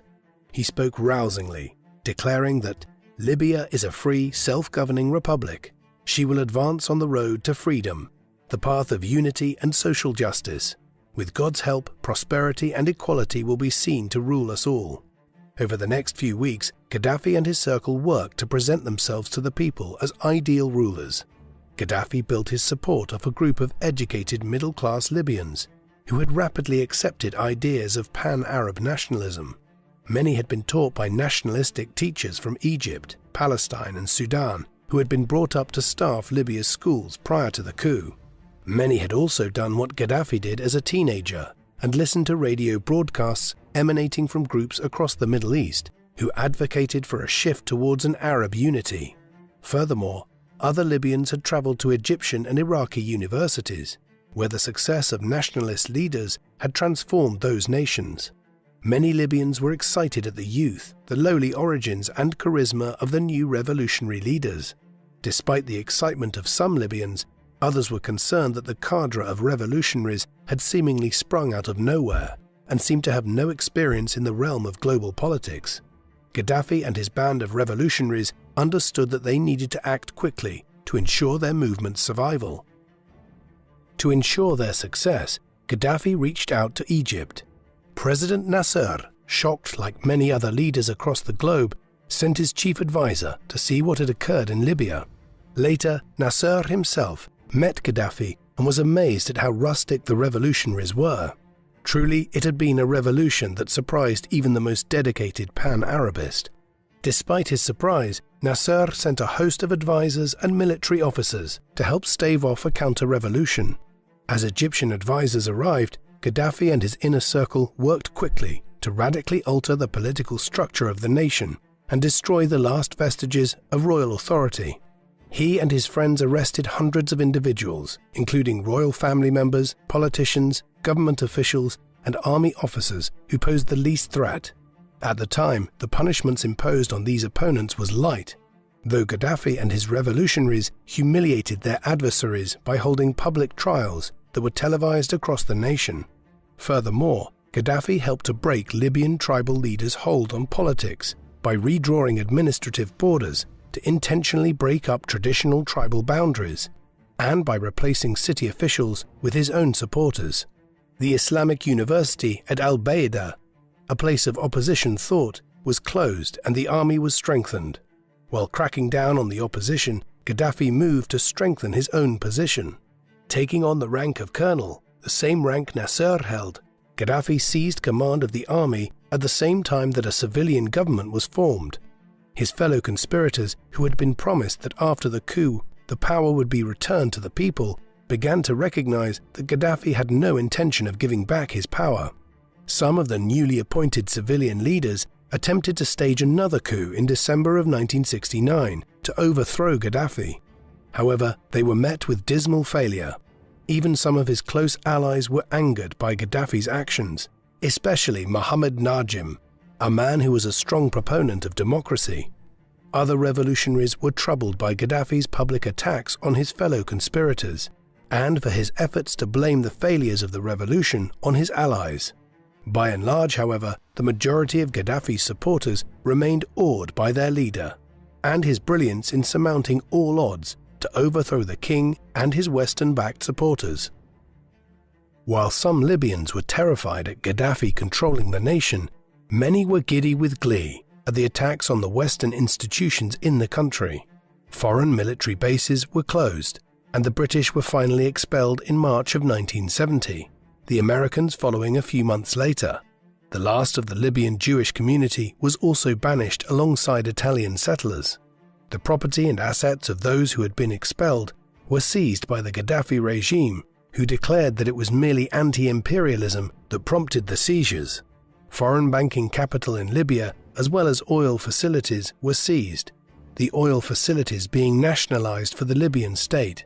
Gaddafi, always a deeply religious man, also launched a brazen assault against Western cultural influence, attacking and closing casinos and nightclubs, while also banning alcohol in accordance with certain Islamic teachings. In 1972, Sharia law, or Islamic religious law, was established in place of the king's secular system. Gaddafi also established the Islamic Call Society, a Muslim missionary body funded with Libyan oil money that produced propaganda in favor of Islam and Libya. While some Libyans were outraged at the assault on their rights, many others were excited at the restoration of religious authority and the expulsion of the West from Libya. Too many years of imperial aspirations had hardened most Libyans' feelings regarding the West. Westerners were colonizers and conquerors who frequently broke their promises and enabled corruption in local governments. Gaddafi capitalized on these feelings to build up his own power and encourage mass support for his plans. Gaddafi and his closest supporters mobilized the state to ban all political activity not approved by his inner circle, the most dramatic law being Law No. 71. This law, created in 1972, ordered the death penalty to be imposed on any Libyan engaging in party politics, a law which remained in force until Gaddafi's fall in 2011. The revolutionaries also banned unofficial trade unions, the only approved unions being monitored closely by the government's Ministry of Labour. The free press was hamstrung, with 10 major newspapers being closed at the order of the state. Even state-approved presses were rigidly censored to ensure only the state's messages could be disseminated. However, even in the midst of these changes, there was little formal planning on how to reconstruct the nation or stimulate the economy. While authoritarian measures were passed, the economy collapsed and unemployment skyrocketed. Chaos seemed to be descending rapidly on Libya, and many Libyans began to grow distrustful of the young revolutionaries. It was one thing to talk of ideals of Arab nationalism, it was another to make it a reality. Even a once popular government began to lose its appeal when progress seemed stalled. As these crises threatened the nation, Gaddafi began to assert his control over his fellow revolutionaries. More and more of his former allies were offended by the lauding manner of Gaddafi and his tyrannical attitudes. A greater number of his allies began to complain about Gaddafi and his frequent childish outbursts in meetings when anyone opposed him. For those who remained loyal, they were incorporated into a new political movement that Gaddafi was gradually organizing to sideline the Free Unionist officers. Many of the members of the new order included family members and other groups that had not initially participated in the revolution. While he had gained political control, Gaddafi was disappointed that the revolution he wanted to occur in the social fabric of society was not occurring. Many Libyans, while liking his anti-Western and pro-Muslim rhetoric, were unwilling to dramatically alter their lives to support Gaddafi's vision of dramatic social change.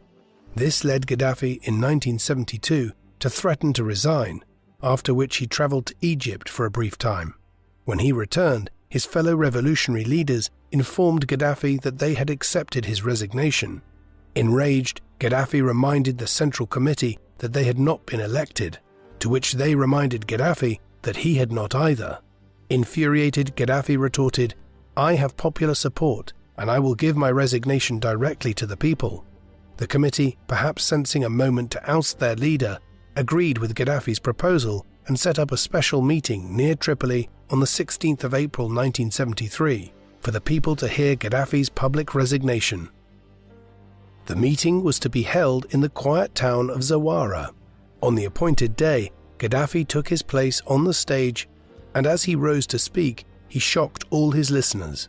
Rather than resign, Gaddafi brazenly called for a change to save the revolution and change the laziness of the Libyan people.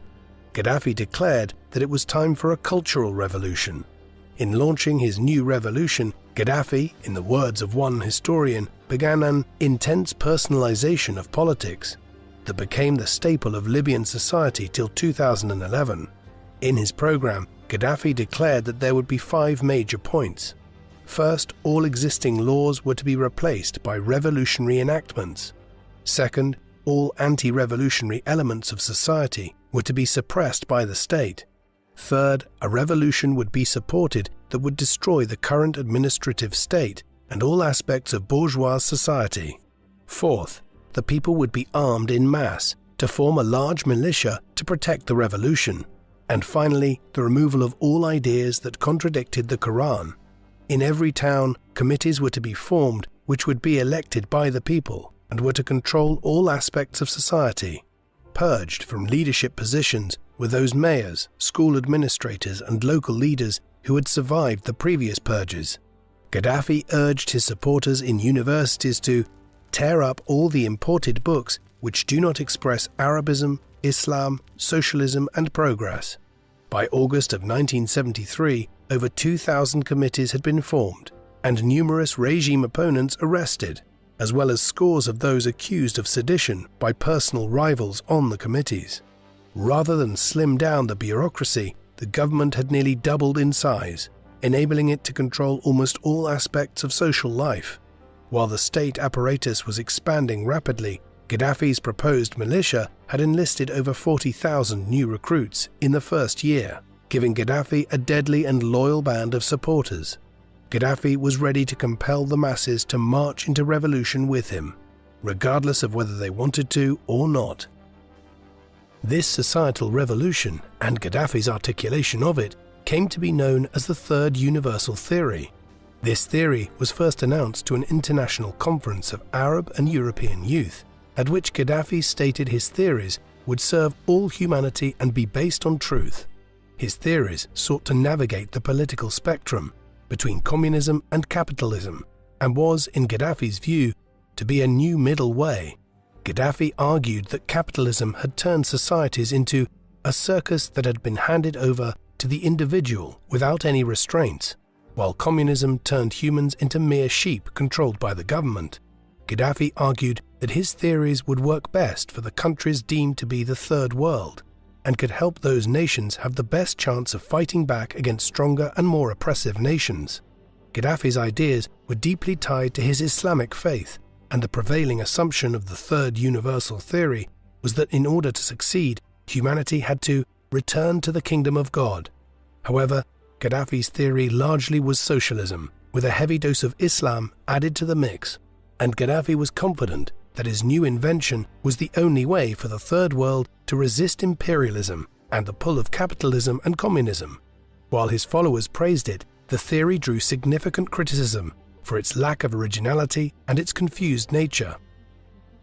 Gaddafi later articulated his ideas even further in his work entitled The Green Book, a three-part series first published in 1975, which articulated Gaddafi's ideas of how to construct a better world in politics, economics, and in social issues.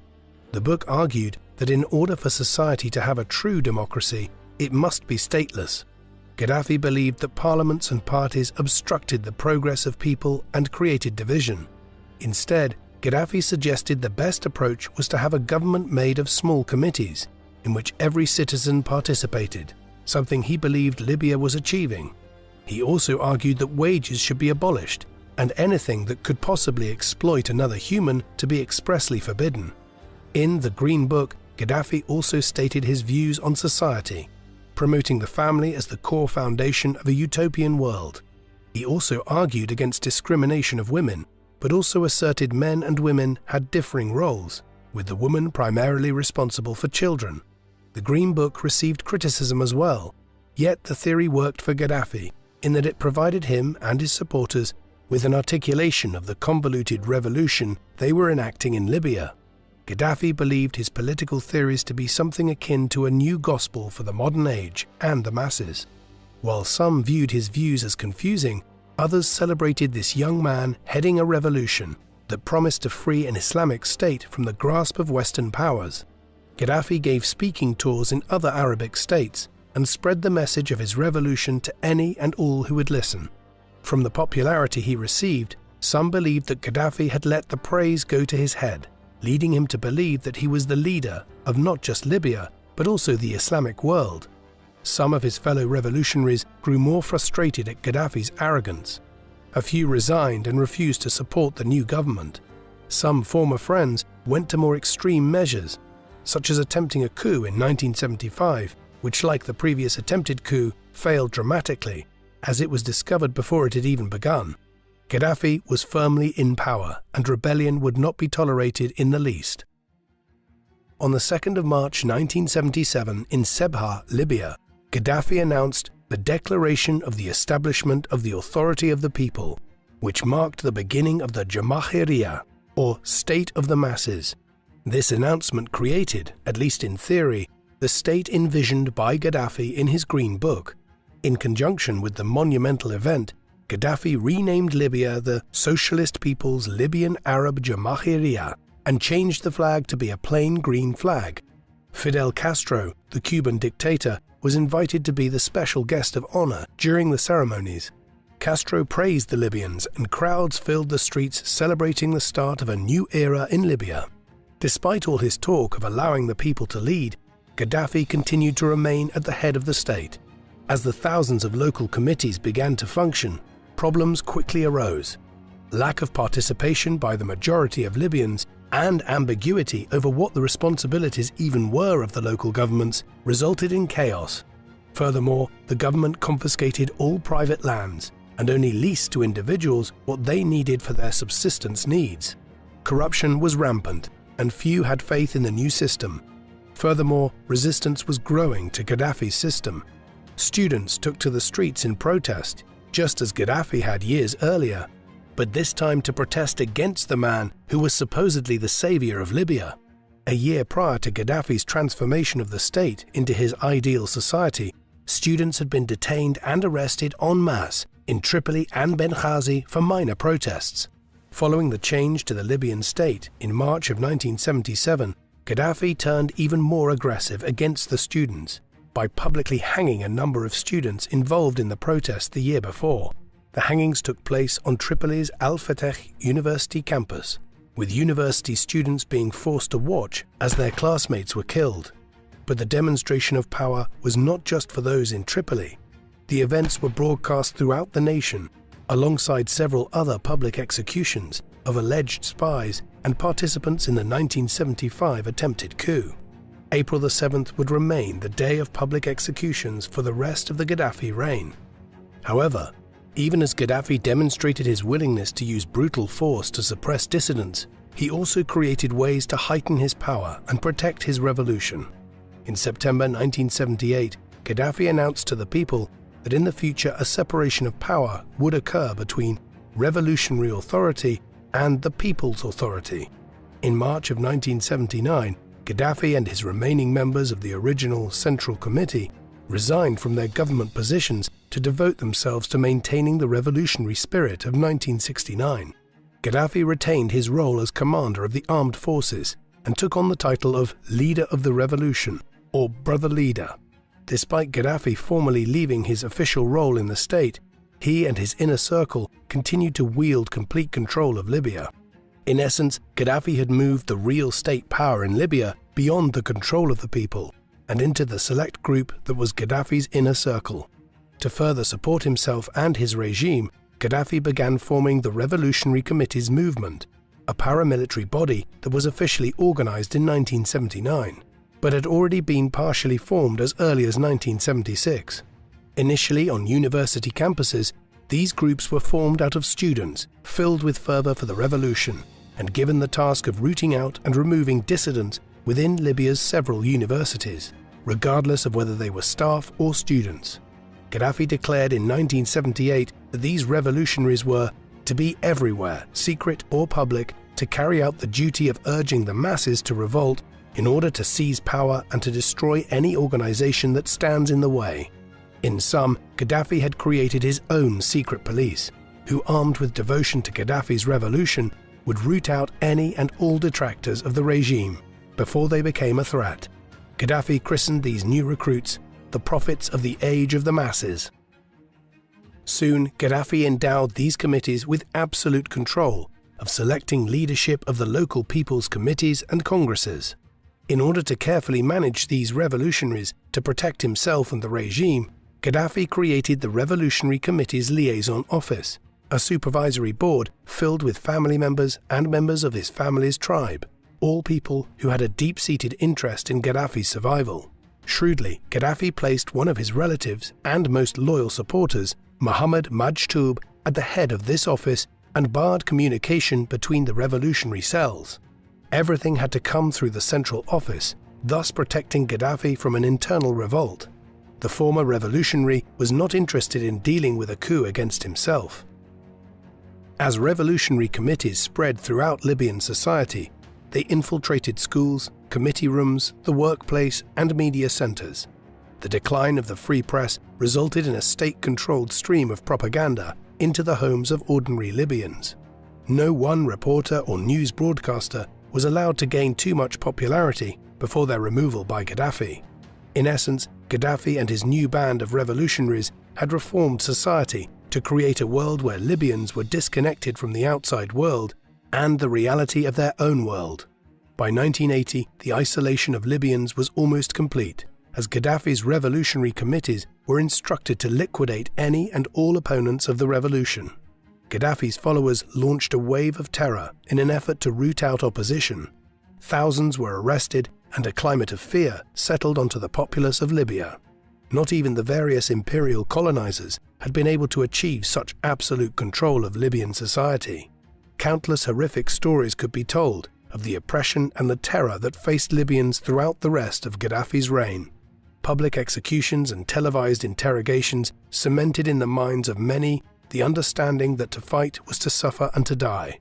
No one, it seemed, had the capacity to challenge the regime.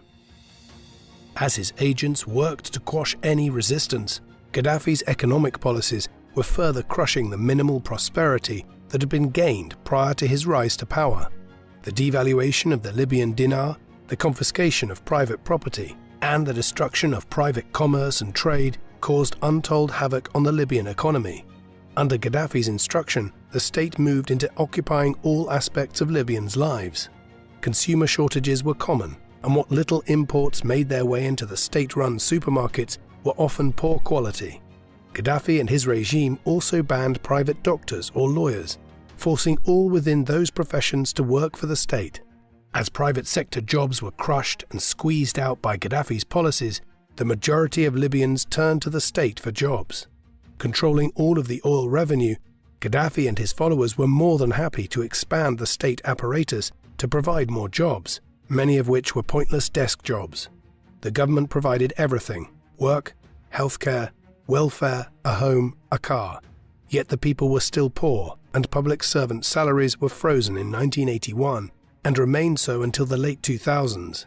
The result of Gaddafi's state-run economy was poverty and astronomical amounts of waste of public funds. Gaddafi's policies not only hurt the cities, but also the rural regions of the country, as he encouraged increased production, which resulted in depleted water stores and overused lands. Libyans throughout the 1980s and into the 21st century suffered from their leaders' ideas and revolution. As Gaddafi set to transform the economy in the 1980s, he used the military as part of his toolkit. Having long been a heavy spender when it came to weapons, buying large amounts of weapons from the Soviet Union, Gaddafi sought to strengthen his nation and regime by militarizing the majority of Libyans, beginning in the schools. Military uniforms and military topics were compulsory at the nation's schools. Students were in essence drafted into the military. Whether it was attempting to buy nuclear weapons, or irrigating miles of desert for farmland, or buying off segments of the population, Gaddafi ploughed forward with a relentless determination and pride. He ruled Libya with an iron fist, creating official positions, removing positions, merging government offices, establishing new ones. All came under the direct command of the brother leader, and Libyans throughout the nation understood that they depended on Gaddafi for survival. Gaddafi was not content with only controlling Libya. A true radical, he believed that his revolution and his forces ought to make their power felt abroad, while causing concerns among American leaders that his state was aligned with the Soviet Union. Nothing could be further from the truth. Gaddafi wanted Russian guns, but he saw Russia as an imperial power, one to be resisted and eventually destroyed. Gaddafi wanted all to see him as a helper of the oppressed and those resisting colonialism. However, more importantly, he saw himself as a revolutionary for the Arab world. He believed that his revolution held the answers to crushing Israel, expelling Westerners, and returning the Middle East to its former glory. His attitude and plans to conquer Israel were mocked and resented by rival leaders who were frustrated with the young hothead from Libya.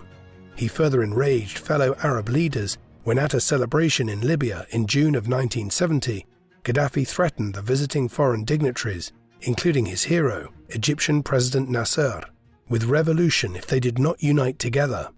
Nasser angrily slammed his fist on the table and ordered Gaddafi to shut up. Though briefly reminded of his place, Gaddafi was undeterred. He believed that upon Nasser's death in 1970, he himself would hold the place Nasser had occupied in international politics. He also declared that Libya, and by extension himself, would be the catalyst in unifying Arabs everywhere into a single nation, much as Prussia had unified Germany and Piedmont had unified Italy. While the rest of the region had moved on from the vision of a pan-Arab nation, Gaddafi clung to this vision with a tenacity which characterized the rest of his life. In speeches and in his writings, Gaddafi constantly envisioned his nation leading Arabs to a brighter future. As other leaders across the region resisted his efforts to unite their countries with his own, Gaddafi began working behind the scenes to destroy those who opposed him. During the 1970s and 1980s, Gaddafi was accused of helping orchestrate an assassination attempt on the Tunisian Prime Minister Hadi Nouira and supplying and training rebel Tunisians who attacked a mining town near the Tunisian-Libyan border. When France sent aid to help Tunisia, Gaddafi allowed mobs to attack and burn the French embassy in Tripoli. He supported an attempted coup in Morocco, as well as one in Sudan, and had attempted to foment rebellions in Egypt. As his fellow Arab leaders sought to quell the firebrand revolutionary, Gaddafi only intensified his efforts. He angered fellow Arabs by supporting the Iranians and Iraqi Kurds against Saddam Hussein, Iraq's nationalistic leader and considered one of the Middle East's leading Arab figures in the 1980s. Gaddafi, ironically, considered Hussein a thug and did everything in his powers to fight him. Furthermore, Gaddafi saw the Iranians as far more anti-Western than many Arabs, a prime virtue in his eyes. However, one area he did agree on was supporting the Palestinians.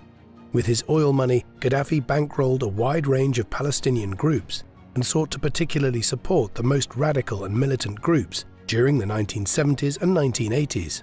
He founded camps dedicated to training Arabs from across the Middle East in fighting the State of Israel, and established what he termed the Jihad Fund to finance military action by Palestinians.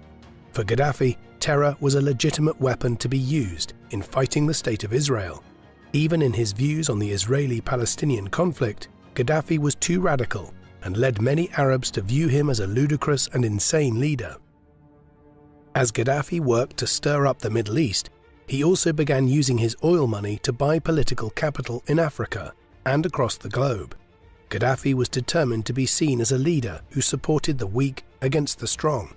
He funded communist insurgents in Italy and Japan, Muslim insurgents in the Philippines, the Irish Republican Army, Basque separatists, and dozens of other movements in the Americas. However, a large chunk of his oil funds went to his ventures in Africa.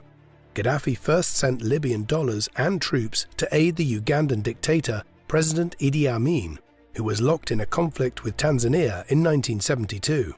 He continued to support Amin even as international opinion darkened and Amin's forces were routed. In 1978, Gaddafi sent 2,500 Libyan soldiers to the rescue of his ally, only to learn that his troops had been completely routed. Gaddafi also began aiding Emperor Jean Bedel Bokassa of the Central African Republic, especially after his conversion to Islam in 1976. Gaddafi channeled millions to Bokassa, only to learn that the monarch had returned to Christianity. Still, he continued to support the emperor and fed the cash-strapped dictator funds to continue his ruthless rule of the Central African Republic. In the same way that he erratically funded tyrants, he also provided support to anti-colonial and anti-apartheid movements throughout Africa, including Nelson Mandela's African National Congress. Gaddafi became a force to be reckoned with in Africa, and many leaders came to take the dictator of Libya seriously. However, his most notorious interference was in the African nation of Chad, as he supported Muslim rebels in their bloody civil war against the Christian government. By the 1980s, the war had turned against the Muslim rebels, to such a point that their leader Gokoni Ouedi began to seek for peace. Gaddafi refused to allow the conflict to stop and attempted to arrest Ouedi while he was in Libya. The results were disastrous. The people of Chad collectively turned against Gaddafi and began marching towards Libya. Between 8,000 and 10,000 Libyan soldiers, many of whom were conscripts, were killed in the fighting, which lasted until September of 1987, when Chadian soldiers moved into Libyan territory. Not only did the war end in a disastrous defeat, but it also led to many Libyan soldiers defecting to Chad and joining the Libyan opposition. The war was costly, but Gaddafi seemed to care little about the repercussions. While pouring funds into various projects across Africa and the Middle East, Gaddafi remained steadfastly committed to overthrowing imperialism in any form, be it from the West or from the Soviet Union. By 1977, Libya had completely alienated the United States of America's leadership, who saw Gaddafi as sponsoring terrorism and insurgency. Relations further soured as Gaddafi created an international arm to his secret police, which he titled the International Mataba to resist imperialism, racism, and reactionary forces in 1982. Headed by Musa Kusa, one of the most feared men in Libya, this new force was tasked with spreading Gaddafi's revolution abroad and punishing those Libyans outside the country who dared to challenge Gaddafi. Based out of Libyan embassies, Gaddafi's revolutionaries began looking to round up those they termed stray dogs or Libyan dissidents. Gaddafi was paranoid that perhaps those anti-regimists would topple his creation, and he sought to brutally suppress them, even going so far as to tolerate plane hijackings and attacks on foreign soil. However, even before the establishment of the International Mataba, Gaddafi's people were at work trying to silence the opposition. In April of 1980, two Libyan expatriates, Mohammed Ramadan, a Libyan journalist with BBC's Arabic service, and Mahmoud Abu Nafa, a lawyer, were shot and killed in London. Soon afterwards, more murders of Libyans occurred in Italy. When foreign opposition mounted, Gaddafi brushed the international anger aside. He had once stated, "Some people will die and people will forget about them, but the result will be that right will triumph, good will triumph, progress will triumph."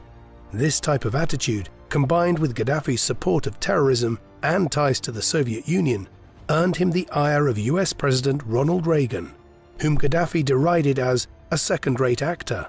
Reagan called Gaddafi the mad dog of the Middle East and saw his meddling in world affairs as a proxy for Soviet ambitions.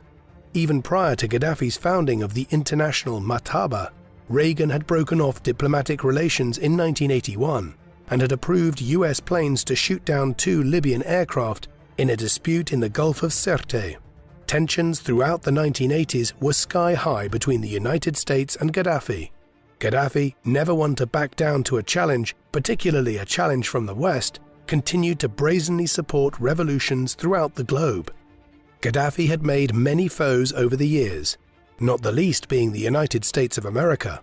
In the 1970s and 1980s, Gaddafi enraged Sunni Muslims for his declarations that rejected anything outside of the Quran. Furthermore, his religious views often maddened local and international Muslim leaders who condemned Gaddafi's actions and labeled him a heathen.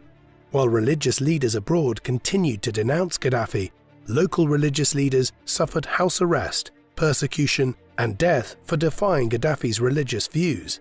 Many others chafed at the brutality and lack of freedom in the Libyan state. Outside of Libya, Gaddafi had alienated many leaders in the Middle East and Africa, who saw him as a threat. In the West, the reactions to Gaddafi were mixed. Some favored ignoring the man, particularly those leaders of nations that were most dependent on the flow of oil coming from Libyan shores. Others, such as leaders in the United Kingdom and the United States, saw Gaddafi as reckless and dangerous to humanity. After a bombing in a Berlin nightclub killed several Americans, Americans revealed that Gaddafi had been behind the attack. On the 15th of April 1986, 10 days after the nightclub bombing, 18 US F-111 bombers launched an attack on Libya, dropping around 60 tons of bombs throughout the country. Gaddafi was aware an attack would be coming, the Italian Prime Minister tipping the middle-aged revolutionary off about the United States' plan. While the targets were largely military targets, or the Gaddafi compound, some stray bombs landed in civilian areas, killing a number of civilians. Gaddafi himself was nearly a casualty. However, the attack was a warning to Gaddafi to tread carefully. The raid humiliated Gaddafi and demonstrated his military's weakness, despite all the funds he had lavished on it. The raid also opened a door for Gaddafi's internal opponents to try and overthrow the dictator. Little support for Gaddafi arose from the people, and though the attempted insurrections were put down, Gaddafi was aware there were cracks in his power. However, to the outside world, Gaddafi put on a show of stepping up his saber-rattling against the US. In September of 1986, Gaddafi threatened to raise armies throughout the globe to put a fire under the feet of the United States. In 1987, he threatened to unleash freedom fighters, who would die heroes as they fought the United States. He famously stated that Yankees have no morals, they have no conscience, they should not be treated as humans. While Gaddafi raged, many Arab leaders failed to demonstrate resounding support for the leader from Libya. Many agreed with the United States' assessment that Libya should be treated as a pariah on the world stage and that Gaddafi was a lunatic. Despite these feelings, no one did anything to halt Gaddafi. Increasingly isolated by the end of the 1980s, Gaddafi's revolution was grinding away the lives of his people at an alarming rate. Following the bombings in 1986, a combination of US sanctions and dropping oil prices inflamed an already bad economic situation. Food and medicine became harder to come by, and many turned to an already expensive black market. The terrible situation in Libya prompted increased resistance to the regime and greater coordination between the various Libyan opposition groups sheltered outside of Libya's borders. Gaddafi was a revolutionary radical, but he was not a fool. Sensing mounting tensions in his nation, Gaddafi began to implement some surface-level reforms to appease the masses. He launched attacks on the revolutionary committees that had for over a decade done the majority of the work keeping Gaddafi in power through terror and intimidation. Gaddafi staged productions of his releasing political prisoners and of publicly criticizing the revolutionaries. Other reforms were likewise surface-level, ignoring the greater, more pressing problems in his nation. He also reversed some of his more aggressive socialist policies, particularly those which had targeted private business and companies, as well as the ban on private trade. Still, many Libyans remained wary after having watched the radical changes in their leaders' stances. While economic changes in the early 1990s eased some of the most pressing problems, a new wave of challenges flowed rapidly onto Libya's shores. On the 27th of November 1991, the United States and United Kingdom called for Libya to surrender two of its citizens that were believed to be part of the bombing of a Pan-American World Airways flight over the Scottish town of Lockerbie, which killed over 260 people, as well as to accept Libya's role in the atrocity and pay indemnities. Predictably, Gaddafi was outraged, though later sources indicate that the Libyans were only a part of a larger terrorist plot. Gaddafi launched a series of highly explosive speeches, claiming himself to be the victim and the sole defender of Arabs and of oppressed peoples across the world. However, threats of American and British sanctions terrified Gaddafi. Knowing full well how dire the economic situation was in Libya, Gaddafi made some conciliatory gestures and pled with the United Nations to intervene. Gaddafi even shared his involvement with terrorist groups in hopes of obtaining Western goodwill. Such efforts came too little, too late, and on the 31st of March 1992, the UN Secretary Council accepted Resolution 748, which launched a host of sanctions against Libya.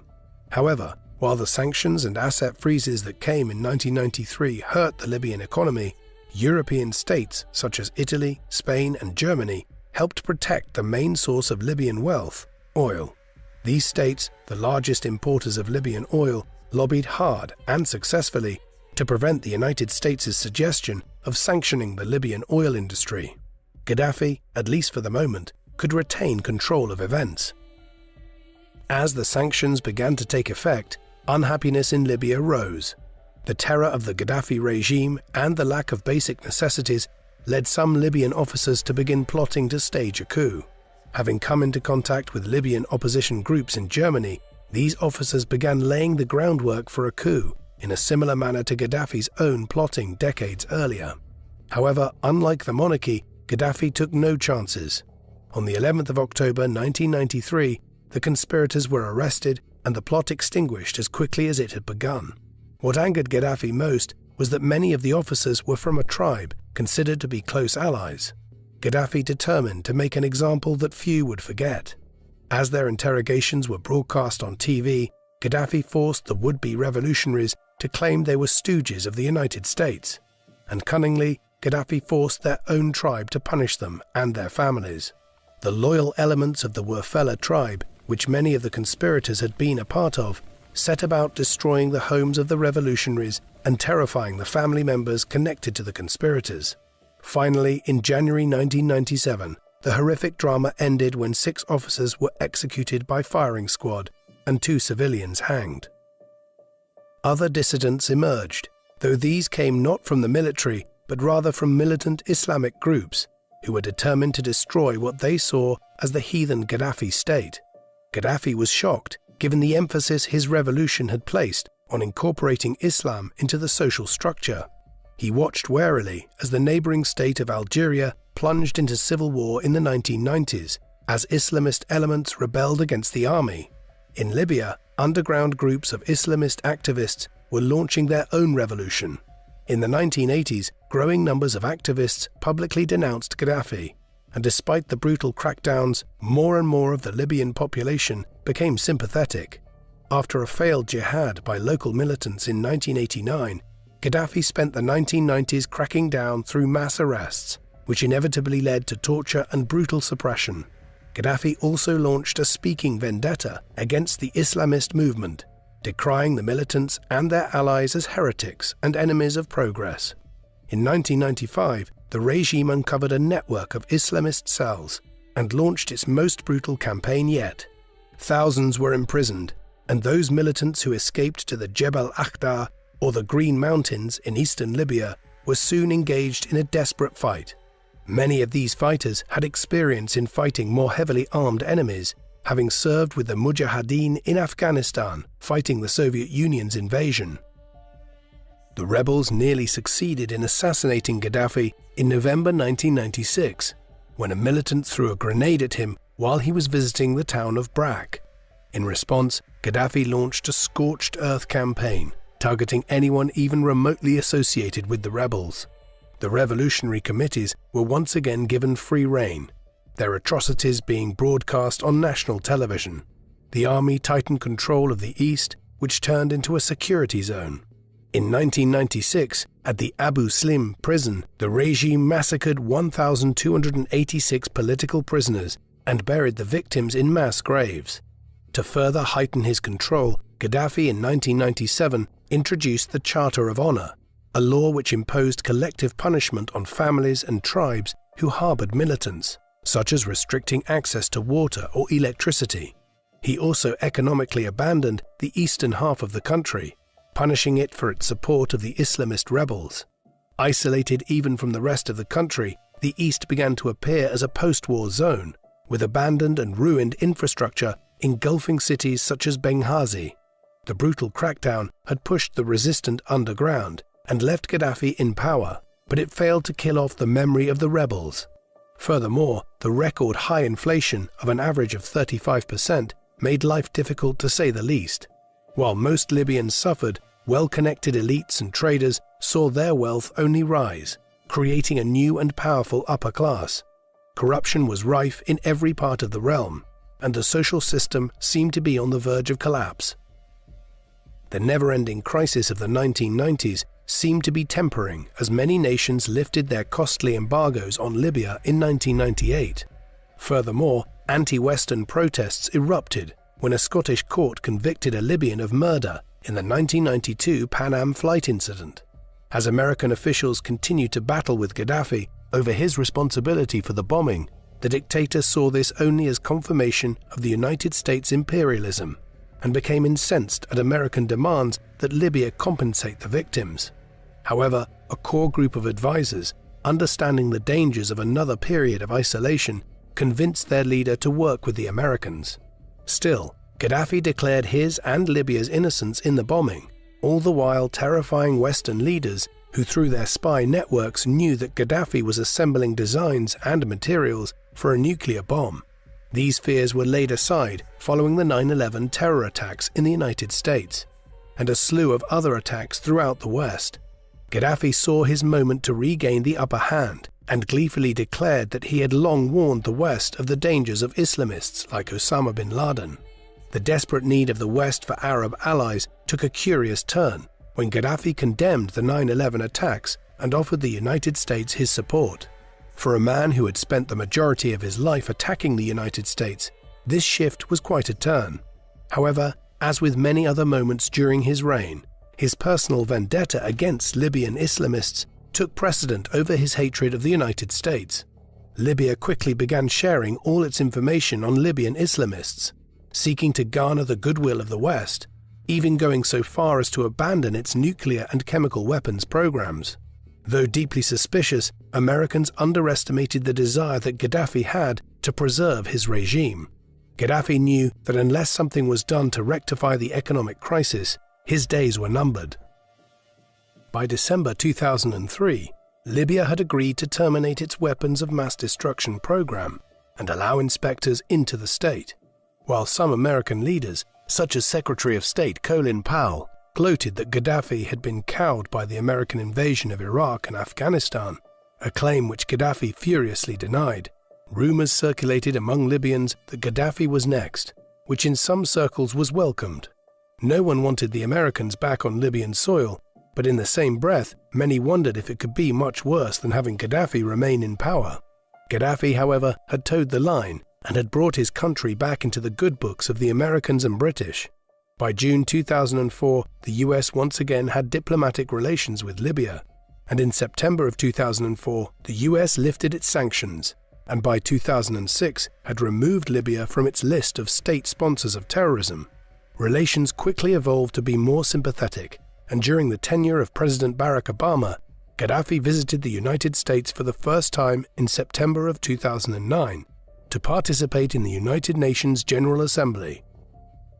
Despite Gaddafi's softening stance on the West, he refused to reform and instead unleashed a renewed fervor for revolution in the 2000s.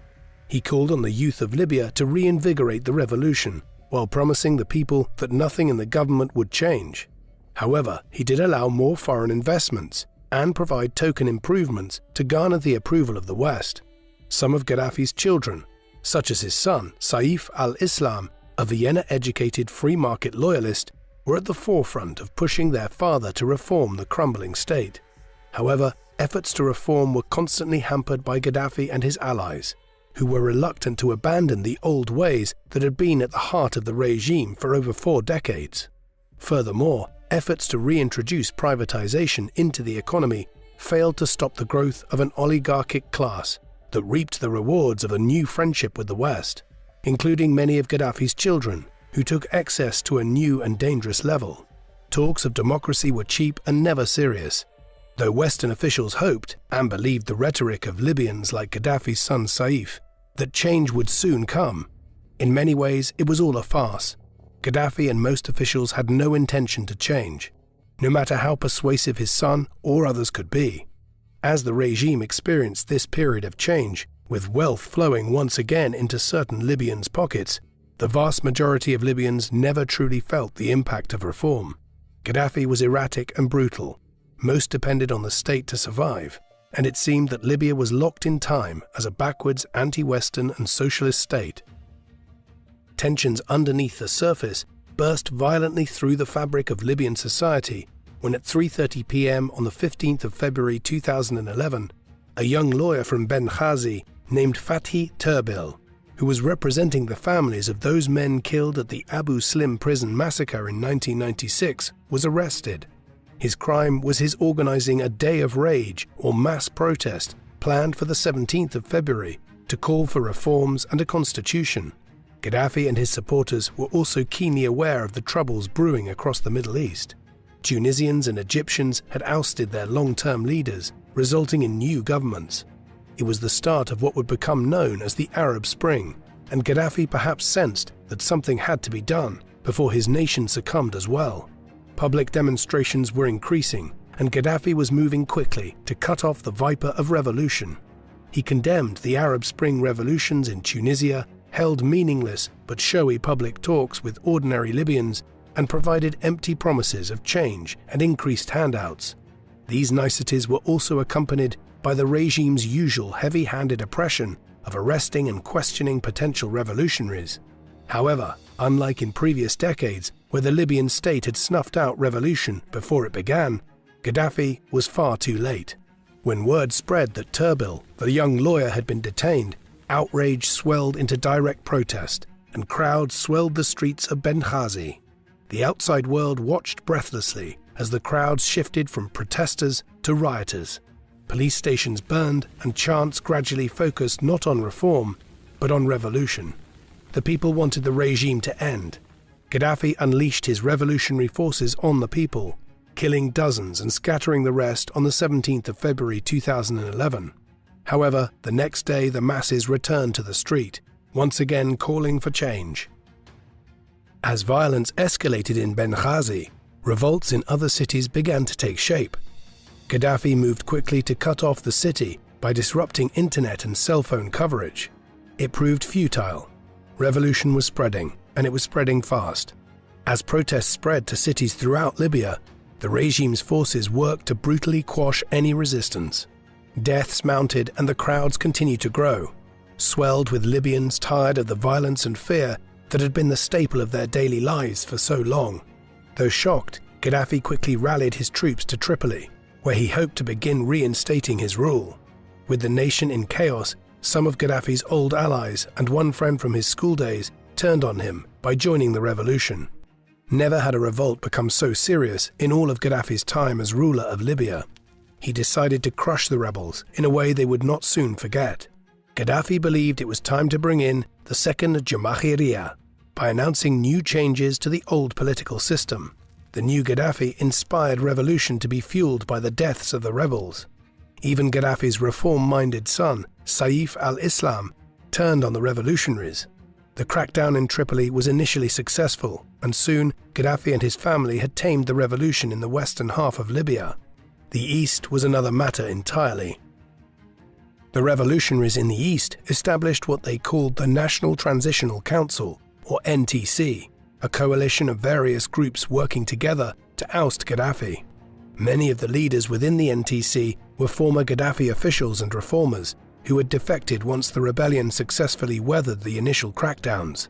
Largely technocrats who had supported reforms, the leadership of the NTC worked feverishly to unite the Libyan opposition into a coherent and stable camp. However, the rebels lacked arms and were lacking in military training. The initial gains of the rebel forces were quickly reversed in March of 2011, and it appeared that Gaddafi was on his way to regaining control of Libya. As his forces surrounded the rebel stronghold of Benghazi, on the 17th of March 2011, Gaddafi declared, "I will finish the Battle of Benghazi tonight. I will chase you flat by flat." Many onlookers feared that the city would be flooded with civilian blood. However, once again the West halted Gaddafi's plans. On March 17th, the United Nations Security Council voted for a no-fly zone over Libya and authorized the use of military action to protect civilians. The combined leadership of France and the United Kingdom was the force behind the drive to intervene in Libya and found support from a portion of the Arab League, long hostile to Western involvement. With the United States directing the intervention, French and British planes, along with other nations, began to attack Libyan forces. Gaddafi seized the moment to declare that the West was preparing for an invasion of Libya. Despite the show of force, Gaddafi was not concerned. He was determined to fight to a bloody end. As NATO forces helped the rebel forces capture the key city of Misrata, after a long and bloody battle that nearly destroyed the entire infrastructure of the city, Gaddafi increasingly circled his troops around the capital of Tripoli, and he tightened his control of the city. People disappeared daily, and regime forces marched through the city constantly. Efforts were made through his son, Saif, to negotiate with the West and the rebels, but few were interested in such talks. Gaddafi was seen as too unpredictable to be trusted. Promises of open elections and democracy seemed hollow after the months of devastation that had rained down on the civilians near Benghazi. Besides, the NTC seemed to be a model government, willing to help the people and reopen Libya. Gaddafi lashed out frequently against the NTC and condemned them as collaborators of the colonial powers. By August 2011, the rebels and their NATO allies had nearly encircled Tripoli and began marching into the city. The Gaddafi forces melted away and crowds surged into the streets in support of the revolution and ransacked his home. However, Gaddafi and his family were nowhere to be found. When rebel forces had encircled Tripoli, Gaddafi and a small convoy of loyal supporters had fled to his hometown of Sirte. The other members of the Gaddafi clan fled to sanctuaries inside and outside Libya, hoping that they could escape the consequences of their father's rule. Meanwhile, rebel forces enacted their full revenge on Gaddafi's supporters, destroying the towns of Bani Walid and Sirte. Human rights abuses were numerous, and the anger the rebels felt at not finding Gaddafi in Bani Walid led to wanton destruction of the city. The battle for Sirte dragged on well into October, the regime forces fighting desperately, knowing that surrender would result in death. Gaddafi himself remained in Sirte, surviving on rice and pasta he had scavenged from the ruins of the city. He read the Quran and made phone calls for help on his satellite phone. As he attempted to flee Sirte, a NATO flyover launched a withering attack that caught the convoy by surprise. Gaddafi was wounded in both legs and was dragged into a sewer to hide. Rebel forces soon arrived and dragged out Gaddafi, raining blows on the 60-something-year-old man pleading for mercy. Finally, a young teenage rebel shot Gaddafi, killing the once proud leader of Libya. His body was dragged through the streets of Sirte before being sent to Misrata, where his body was displayed as a war trophy. Though the NTC pleaded with the rebels to allow the body to be buried, the people refused to comply. Gaddafi was to have not a single honor or respect paid to him. The bloody man who had controlled Libya and remade it to mold his image elicited the hatred and venom of his people. Even days and weeks after his death, crowds lined up to take pictures over the next 4 days of the rotting bodies of Gaddafi and one of his sons. On the 25th of October 2011, Gaddafi was buried in an unknown location in the Libyan desert. The man who believed he would become the next father of the Arabs and leader of the developing world had died in a gutter, killed by a teenage boy. Though he had rained terror down on the Libyan people for 40 years, his reign ended through the will of the people he always declared he was meant to represent. Muammar Gaddafi was in many ways typical of the breed of post-colonial dictators that came to prominence across much of the developing world in the latter half of the 20th century, often claiming to rule in the name of the people of their respective countries, but succumbing to tyrannical and egotistical rule, brutal oppression and risky wars. As terrible as they were, there is a body of opinion that states that with the overthrow of dictators like Gaddafi and Saddam Hussein, the resulting power vacuum led to more deaths and chaos than if both men had remained in power. This assertion is countered by others, however, who state that the people of countries like Libya deserved better than Gaddafi, and the road to democracy, although long and bloody, must be trod or at least attempted in the hope of building a better future. What do you think of Muammar Gaddafi? Was he a strong man and radical revolutionary forced to violence by the pressures of the West? Or was he a true tyrant who cared little for the health and safety of his people? Please let us know in the comments section, and in the meantime, thank you very much for watching.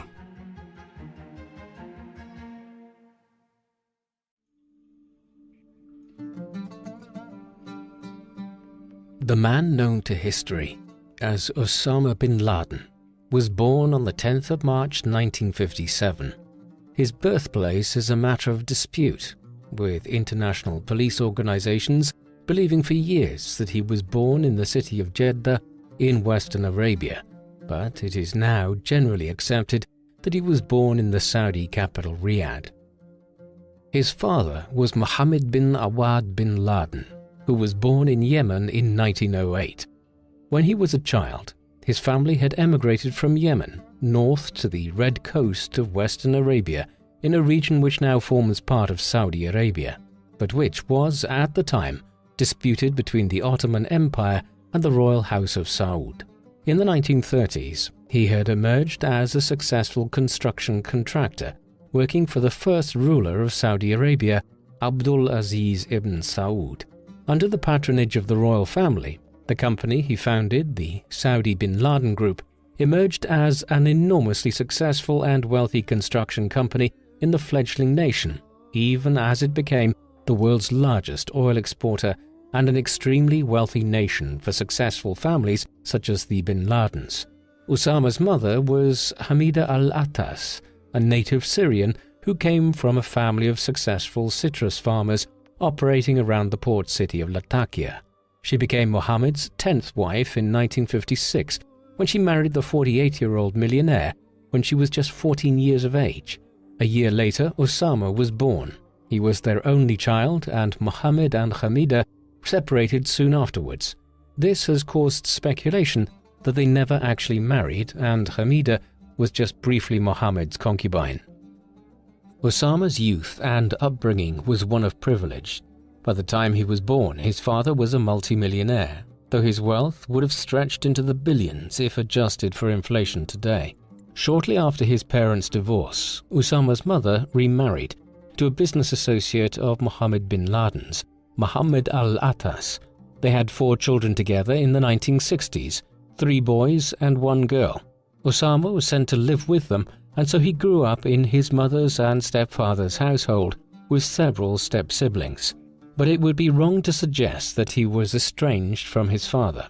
Mohammed bin Laden played a major role in his son's development, instilling in him much of his conservative religious fervor.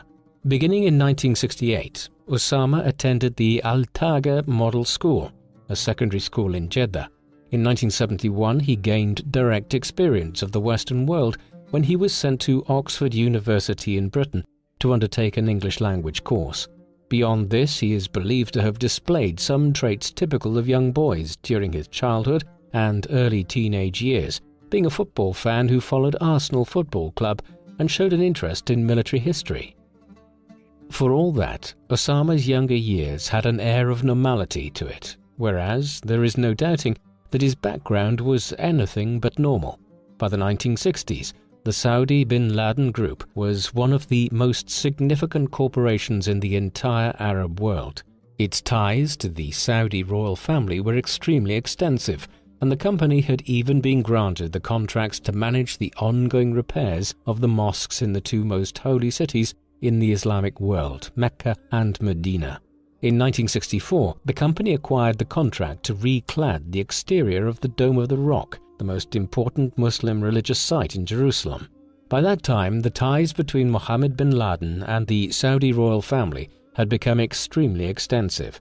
However, in 1967, Mohammed was killed at 59 years of age in an airplane accident in Saudi Arabia when the pilot misjudged the plane's landing. Despite this setback, the Saudi bin Laden Group continued to prosper under the leadership of several of Mohammed's sons from his earlier marriages, and indeed, as it diversified in the 1970s and 1980s, it became a multi-billion-dollar company with lucrative contracts all over the Middle East. Osama was not involved in the Saudi bin Laden Group's business activities in the years after his father's death for the simple reason that he was too young. Instead, he was continuing his education. When he was 19 years of age, in 1976, Osama entered the King Abdul Aziz University in Jeddah, where he began studying economics and business administration, no doubt with a view to taking up some sort of position within the family business in years to come. Already, however, he had begun to stray from an interest in business, with reports by people who knew bin Laden there stating that his primary interests were in religion, poetry, and Arab literature. He certainly didn't need to worry about money, his education, and future work, as Osama stood to inherit upwards of $30 million from his father's estate. He was also married by this time, having wed his first wife, a Syrian woman named Najwa Khanem, in 1974 when he was just 17 years old. She was also his first cousin on his mother's side and the first of at least 5 wives. Osama would father over 24 children during his life. Clearly, the mid to late 1970s were a formative period in Osama's life and his ideological views, though much of the evidence concerning these years is frustratingly patchy and sometimes contradictory. Nevertheless, the broad thrust of his views is clear. Osama began to develop a pan-Islamist ideology from early on in his life, a movement which espouses the idea that Muslims in all nations should be unified in defense and promotion of their faith. This view harks back to the age of the Arab Caliphate, which, between the 8th and 11th centuries, ruled most of the Middle East, North Africa, and adjoining regions from the Caliphate's capital of Baghdad. Central to pan-Islamism in the 1960s and 1970s was a commitment to reducing and, if possible, ending Western involvement in the Middle East, a region which had been dominated by the British and French since the collapse of the Ottoman Empire at the end of the First World War, and wherein the United States was becoming an increasingly interested party even as British and French influence declined. The Middle Eastern world, which Osama grew up in, was also one in which the new state of Israel, backed strongly by the United States, was frequently at war with its Muslim neighbors, notably the Six-Day War of 1967 and the War of Yom Kippur in 1973. A particularly strong influence on Osama in the 1970s were the writings of Sayyid Qutb, an Egyptian Islamic scholar and religious and political theorist who had been a member of the Muslim Brotherhood until his arrest and execution in 1966. Qutb's extensive writings were widely taught in schools and universities across the Muslim world from the 1940s onwards, and included arguments that Islamic jihad, or struggle against evil, was entirely justifiable in the interests of a new Islamic caliphate, and that Sharia law, the law based on a rigid interpretation of the Quran, should be imposed across all Muslim states. A strain of virulent anti-Western sentiment also ran through much of Qutb's writings, with him denouncing the United States as materialistic, godless, and lacking in spiritual values of any kind. If there was one defining influence on bin Laden's ideological beliefs in the 1960s and 1970s, it was Qutb. Significantly, Qutb's brother Mohammed, who became a passionate promoter of his brother's ideas, was a teacher at Abdulaziz University in Jeddah, while Osama was a student there in the late 1970s. Osama finished his studies at Abdulaziz in 1979. It is unclear if he finished with a degree or not. The timing was significant as the Islamic world was in turmoil at this moment. Firstly, the Iranian Revolution of 1978 had seen the Western-backed Shah removed from power in Iran, and the creation of a new Islamic state headed by the Ayatollah Ruhollah Khomeini. While this was occurring in Iran, to the northeast in Afghanistan, the country was descending into political chaos.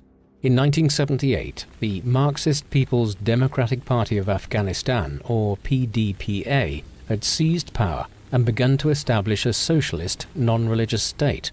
The PDPA had long-standing ties with the Soviet Union, and indeed Russia had always had an interest in Afghanistan, dating back to the mid-19th century, when the country had been an important buffer state between Russia and the British presence in India and Pakistan. Yet there is no major evidence that the Soviets were the driving force behind the PDPA's seizure of power in Afghanistan in 1978. However, they did forge close ties with the new Marxist regime in Kabul once it was in control of the country. Thus, once Islamist groups and other opponents of the PDPA began revolts against the new government in the course of 1978 and 1979, the Marxist regime soon called on Moscow for help. Limited support was sent at first, but as the situation for the PDPA continued to deteriorate, the Soviet Union effectively invaded Afghanistan in the final days of December 1979. By early 1980, thousands of Soviet tanks and tens of thousands of soldiers had been deployed as Moscow occupied the main cities of the country. Even before the Soviet invasion of Afghanistan, bin Laden had traveled to Pakistan very quickly after finishing his studies at King Abdulaziz University. Pakistan played and continues to play a significant role in international jihadist movements of the 20th and early 21st century. Ostensibly, the country has claimed to be opposed to Islamic fundamentalism operating on its soil, but for decades it has turned a blind eye to this in actuality, in large part because Muslim Pakistan has been involved in a long-running Cold War with its bitter enemy Hindu India, since the British Raj was split up along religious lines in 1947. Pakistan would play a role in bin Laden's life over the next 3 decades. Once he arrived there in 1979, he quickly came under the wing of Abdullah Azzam, a Palestinian-born jihadist who was an influence on many of the most senior Islamic terrorists of the late 20th century. Azzam encouraged bin Laden shortly afterwards to join the tens of thousands of Muslim men who were heading to Afghanistan to fight against the atheistic Soviet invaders. These individuals became known as mujahideen, a term which translates roughly as one who engages in holy war or jihad. In the early 1980s, bin Laden began using his inherited fortune to recruit and train mujahideen in Pakistan before they headed into the mountainous regions of Afghanistan, though this financing paled in comparison with the billions of dollars spent by the United States and the Saudi Arabian governments in equipping and training anti-Soviet forces in both Afghanistan and Pakistan, which were used as their proxies to fight the Soviet invasion. Moreover, while statements about the extent to which bin Laden was financed and trained himself by American agents at this time have been exaggerated, there is no doubt that he did have some limited contacts with US Special Forces in the region in the 1980s. The war which bin Laden became involved in from 1980 onwards developed much like conflicts in Afghanistan have for the last 2 centuries. With 80,000 troops committed by the Soviets by the end of 1980 and far superior weaponry, they were able to occupy and hold the main cities and prop up the Marxist PDPA. But the Mujahideen groups, of which there were more moderate and fundamentalist branches, were largely in control of the regions outside of the city. The Hindu Kush mountains, which dominate much of the country, particularly in the east and north, are ideal territory for the waging of guerrilla warfare, and this is exactly the shape the Soviet-Afghan War took on in the 1980s. The fighting became extremely bloody as the Soviets used indiscriminate bombing and destruction of rural villages to try to root out the insurgents. By the mid-1980s, upwards of 4 million people out of Afghanistan's population of 14 million had been displaced, with hundreds of thousands becoming refugees in Pakistan and Iran, while the conflict resulted in at least 500,000 deaths, and perhaps as many as 3 times this amount. It soon became known as the Soviet equivalent of what the Vietnam War had been for America, as the Russians faced an enemy which they could not defeat. Throughout this period, bin Laden was a major figure in the Mujahideen movement in Afghanistan. At first, he had begun supplying goods to the fighters in the country and also facilitating the movement of individuals who wanted to take up arms against the Soviets from his native Saudi Arabia to Pakistan, where they were trained and equipped before they were sent north. Throughout these years, bin Laden moved between Pakistan and the Mujahideen strongholds in the mountains of the Hindu Kush. In 1984, he and his mentor Abdullah Azzam established Maktab al-Khidamat, an organization which aimed to raise funds from both within the Arab world and the Western world to continue fighting the war against the Soviets. This funding was then used to purchase weapons and train Mujahideen. By 1986, the network had trained hundreds of fighters who were based in eastern Afghanistan at bin Laden's base known as Al-Masada, the Lion's Den. These led the Mujahideen action against the Soviets and the Marxist regime at the Battle of Jaji in the late spring and early summer of 1987. The battle was ultimately of little strategic significance in the wider war, but it gained bin Laden a significant reputation amongst the Mujahideen and within the wider Arab world, in part owing to the reports on the battle produced by an emerging Saudi journalist by the name of Jamal Khashoggi, with whom bin Laden was associated but who held very different political religious views to him. The establishment of Maktab al-Khidamat was significant in the 1980s as it laid the groundwork for the jihadist movement with which bin Laden has become synonymous. As the war in Afghanistan headed towards inexorable defeat for the Soviets and the Marxist regime, which they propped up in the late 1980s, thoughts turned to the future of the organization. Some members wanted it to remain a moderate entity which continued the initiative against the Soviets. But bin Laden, Abdullah Azzam and others were opposed to this and believed that Maktab al-Khidamat should be transformed into a larger organization which would seek to continue the expulsion of non-Arab powers from the Arab and Muslim world. Ultimately, this more extremist wing of the movement resulted in bin Laden and Azzam establishing a new organization in 1988 known as Al-Qaeda, meaning the base or the foundation. In time, it would become the largest jihadist organization in the world and is notorious around the world as such today. Al-Qaeda's goal from its inception was to begin waging holy war or jihad against non-Muslims anywhere in the traditional Muslim world, that is, the Middle East, Lower Central Asia, the Maghreb in North Africa, and also more peripheral parts of the Muslim world such as Somalia, Mali and Nigeria, Sub-Saharan Africa, and Muslim regions further to the east in Indonesia and elsewhere. Much of its ideological framework centered on removing American influence from the Middle East and also destroying the State of Israel, which it perceived as a Western enclave in the Levant. Over time, the group began to believe it needed to incite a major war against the United States in order to radicalize the Muslim world against the kafir, or non-Muslims. Because the organizations could not hope to engage in outright conflict early on, its modus operandi during its early years would be terrorist tactics.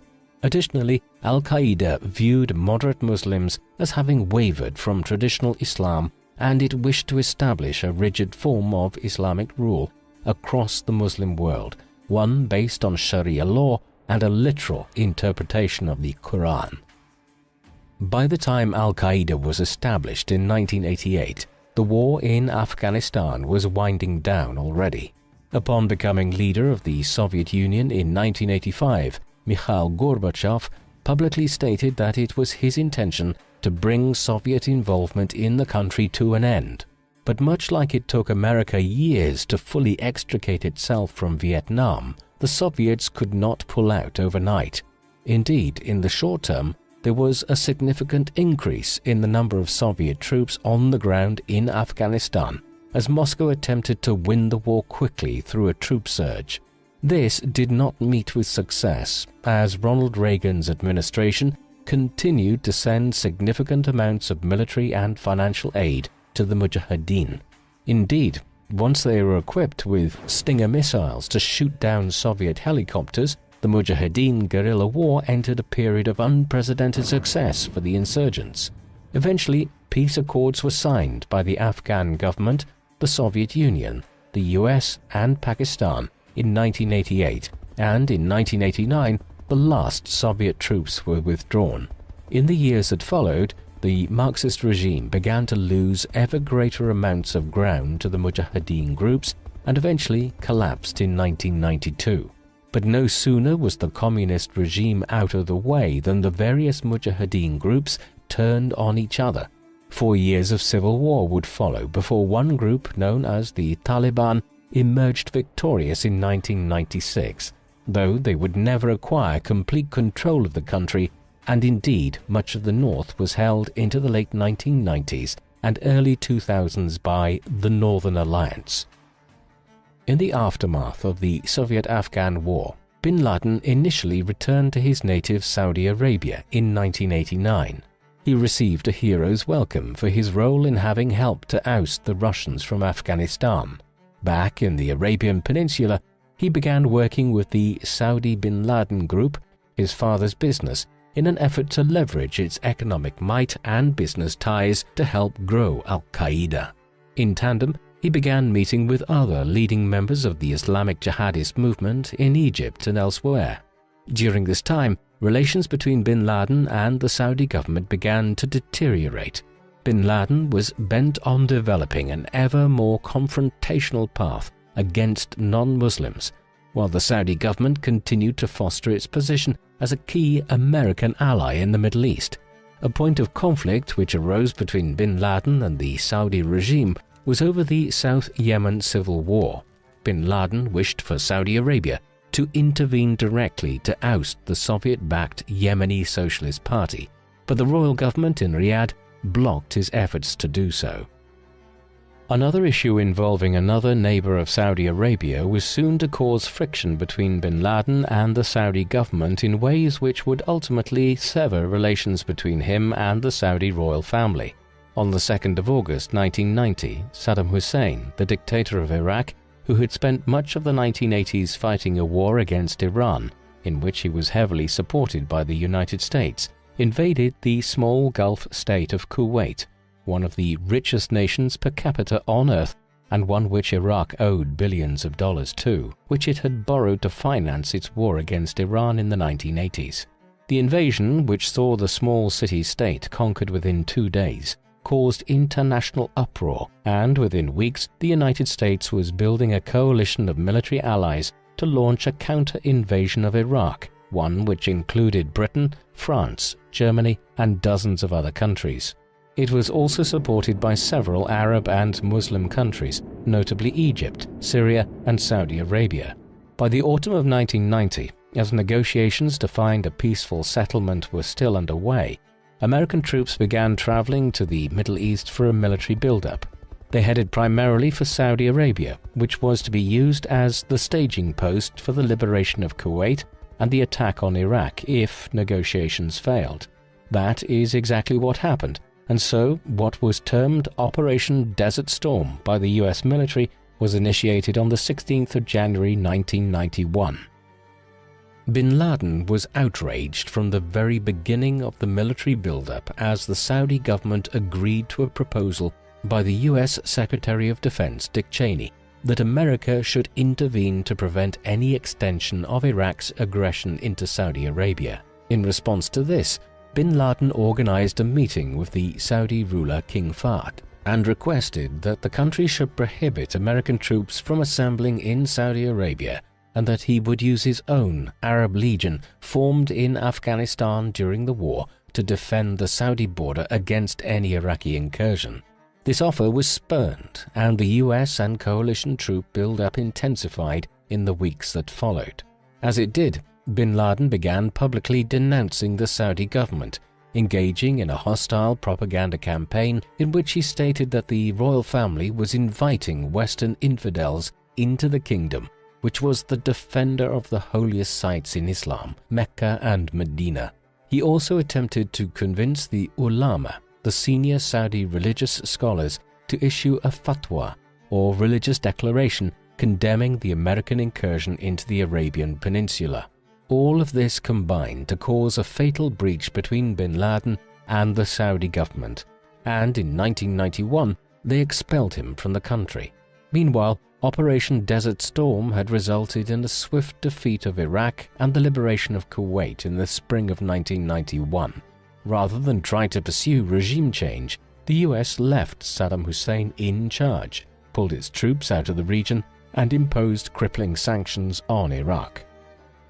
Following his expulsion from Saudi Arabia in 1991, Bin Laden headed for Sudan, settling there in 1992. In 1989, Colonel Omar al-Bashir had seized power in a largely bloodless military coup. He quickly implemented a form of Sharia law across Sudan, making the country a suitable haven for Bin Laden to continue his activities from. The Saudi Mujahideen was invited to Sudan personally by Hassan al-Turabi, the Speaker of the Sudanese National Assembly and the second most powerful figure within Sudan, next to al-Bashir. Here, Bin Laden was soon established in his own well-defended compound, with his followers within al-Qaeda defending the site with advanced weaponry. New training bases for Mujahideen were established near the capital of Khartoum, and Bin Laden had a manor in the city. As a result of the free rein he was given in Sudan, the country was designated as a state sponsor of international terrorism, as in the aftermath of the Gulf War, Bin Laden and al-Qaeda had come under increasing observation by the American Intelligence Service and the State Department.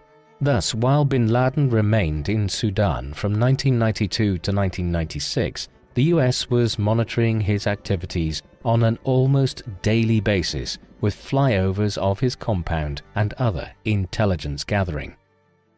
By 1996, US sanctions against Sudan over its harboring of Bin Laden and many other prominent Islamic fundamentalists and terrorists had begun to damage considerably the country's economy.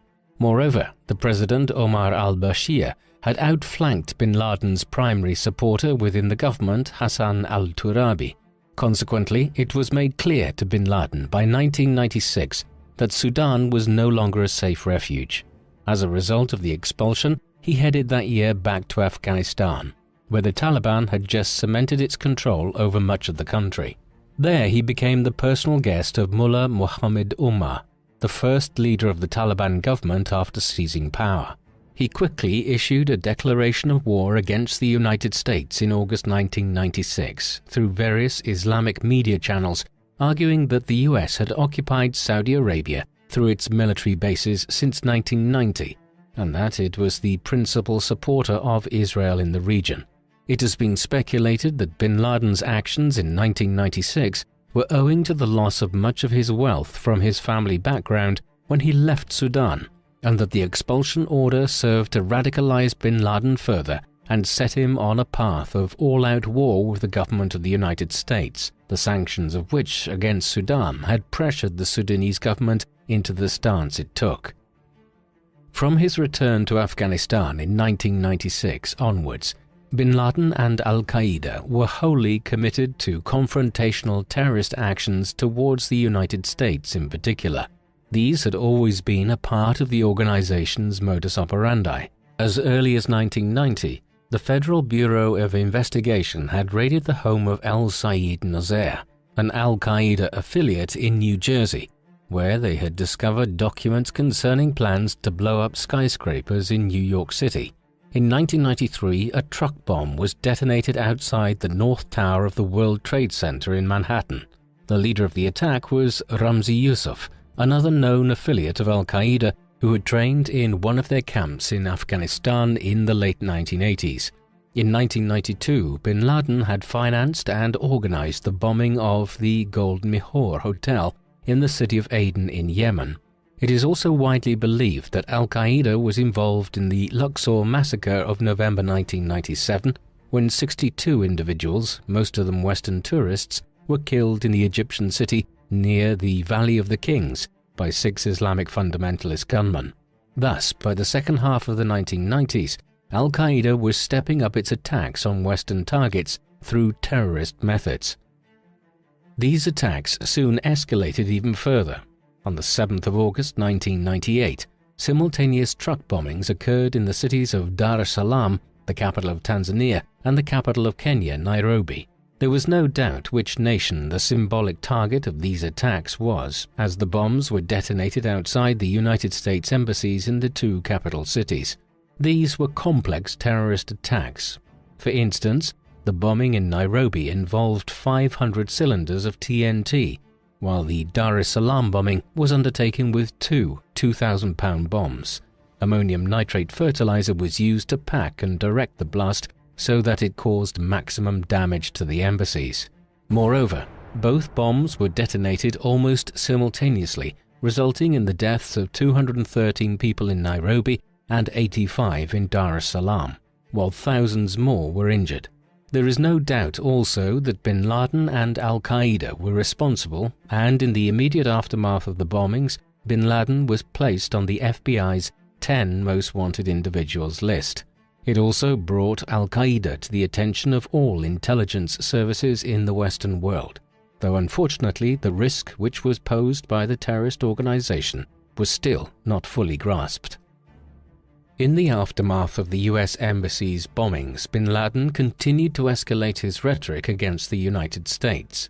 His grievances were multifarious, including US support for Israel and for a number of regimes who were persecuting Muslims within their borders, notably Russia's crackdown on Chechnya, the Philippine government's attacks on the Muslim Moro population of the southern islands, and India's oppression of Muslims in the Kashmir region in the north of the country.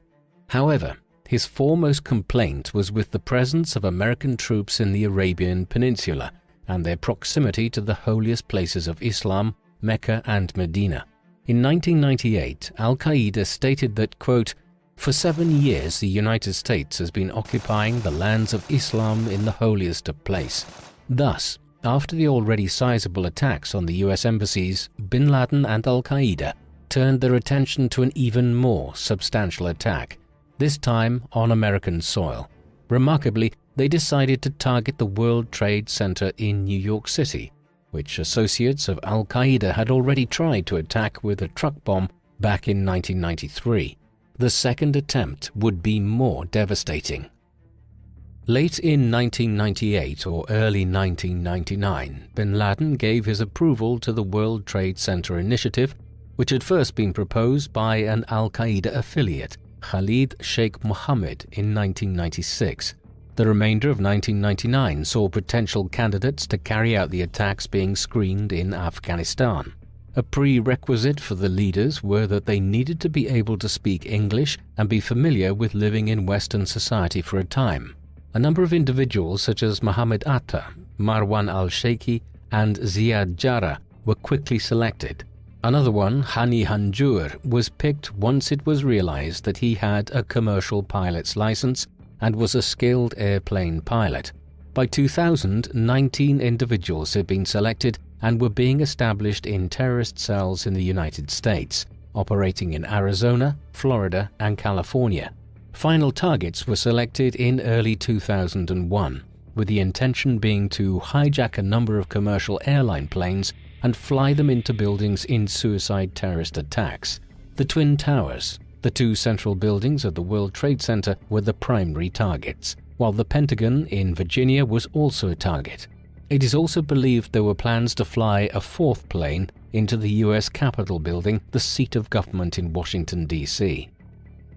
With the plan in place and terrorist cells in position in the U.S. to carry it out, a date was fixed for the simultaneous attacks.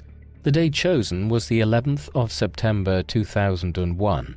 It is a popular belief that this date was chosen as September is the 9th month of the year, and the date when written out using the American dating system comes out as 9/11, the same number used for emergency call services in the United States.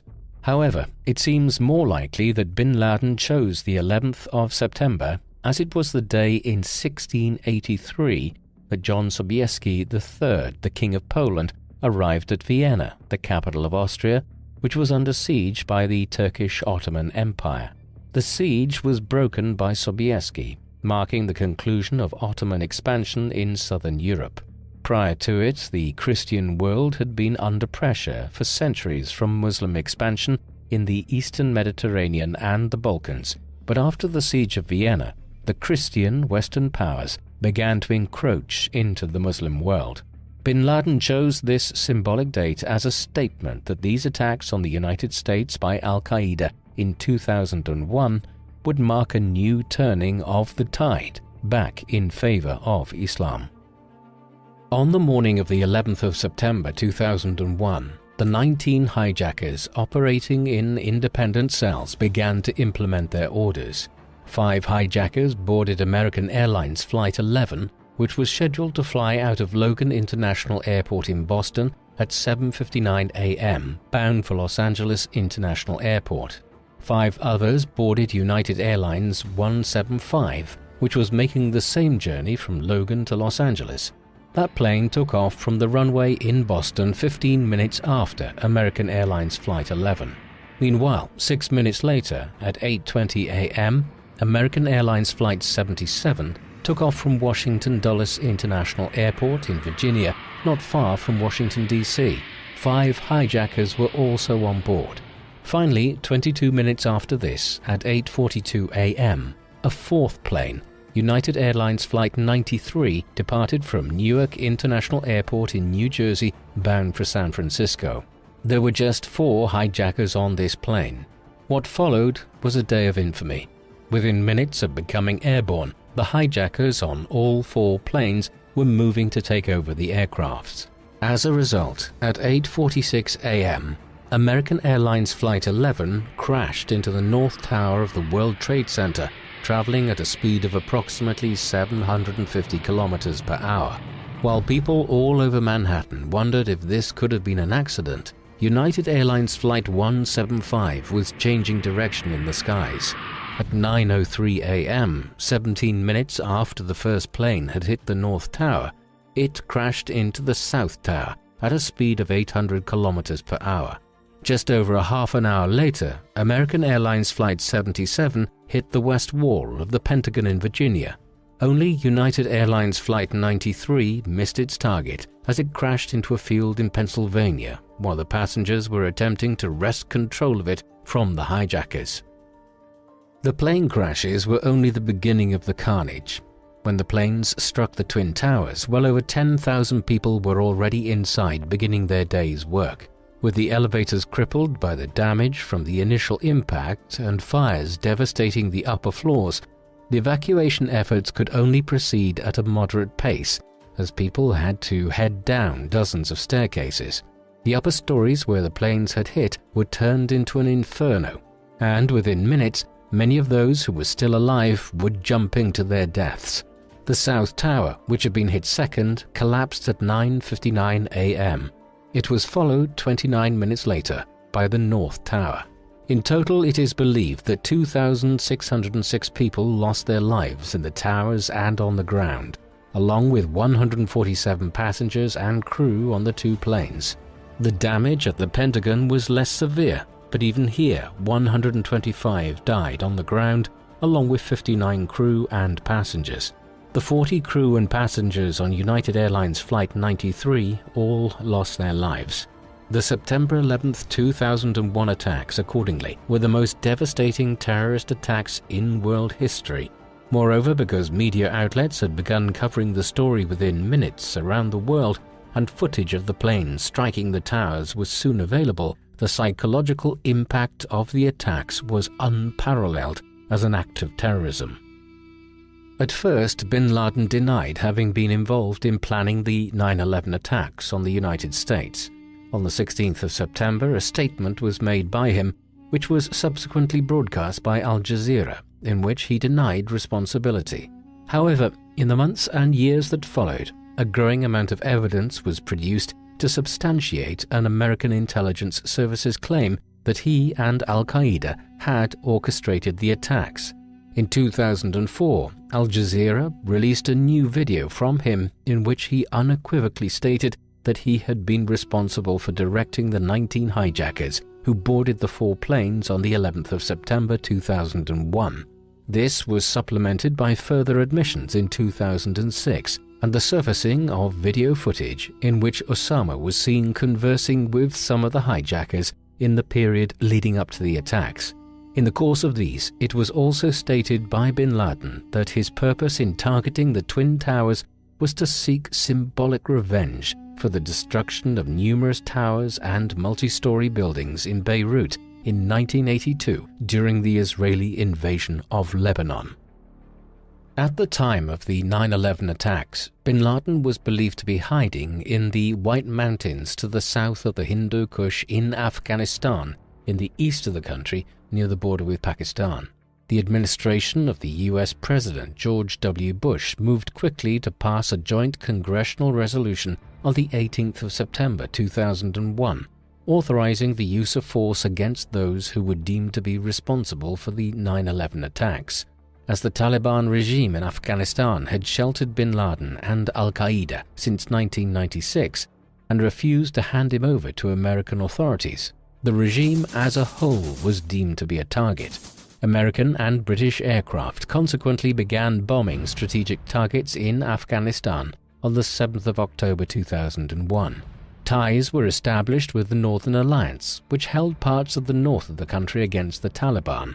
In tandem, US special operatives had been inserted into the country in small numbers as early as late September, but it was not until the 19th of October that the principal land invasion began, as American troops, with allied contingents from dozens of other nations, began entering Afghanistan in large numbers. The war in Afghanistan resulted in a swift initial victory for the United States and its allies. By early November, American forces had encircled the capital, Kabul. An airstrike on the city on the 12th of November succeeded in killing one of bin Laden's closest allies, the number 3 figure within Al-Qaeda, Mohammed Atef. The following day, Northern Alliance and US troops began entering the city as the Taliban either fled into the mountains or towards the southern city of Kandahar. It was in the latter city that the Taliban made their last major stand in late November. The remaining forces there surrendered in early December, ostensibly bringing the war to an end. It was also in early December that a new interim administration was established with Hamid Karzai as the first president of a new Afghanistan. However, this initial victory was effectively a false dawn, and Afghanistan would soon be riddled with insurgent revolts which the US would never be able to defeat.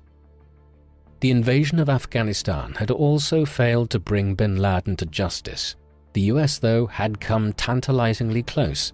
Just as Kandahar was falling to the west, a group of several hundred Allied fighters, including 70 US Special Forces and dozens of other special operatives, along with a few hundred Northern Alliance fighters, conducted a campaign in the Tora Bora cave complex in the White Mountains, where bin Laden and many other al-Qaeda members were believed to be hiding. A near 2-week battle followed in the mountains and caves, a conflict which has become known as the Battle of Tora Bora. American intelligence services believe bin Laden was present during these clashes, but that he escaped as the Allied military presence was insufficient to apprehend him. He is believed to have made his way over the southern border into Pakistan in the days or weeks that followed. By now, bin Laden was the most wanted man in the world, with a bounty of $25 million on offer by the US government for information leading to his capture or death.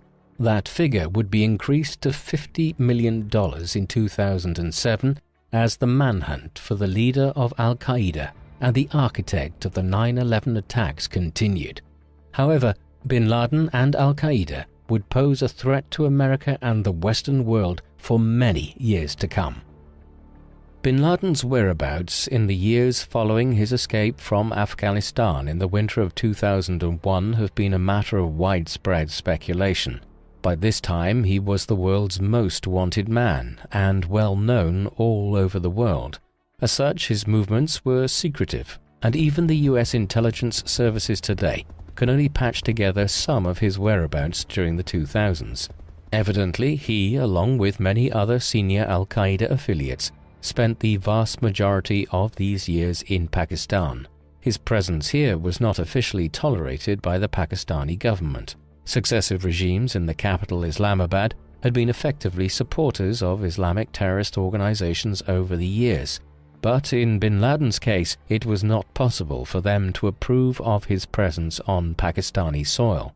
Nevertheless, a light-touch approach to apprehending bin Laden, even when it was clear that he was in hiding in the country, was adopted, one which meant that the US intelligence services had to try to locate the terrorist leader within the country, with lukewarm support from the Pakistani security services at best.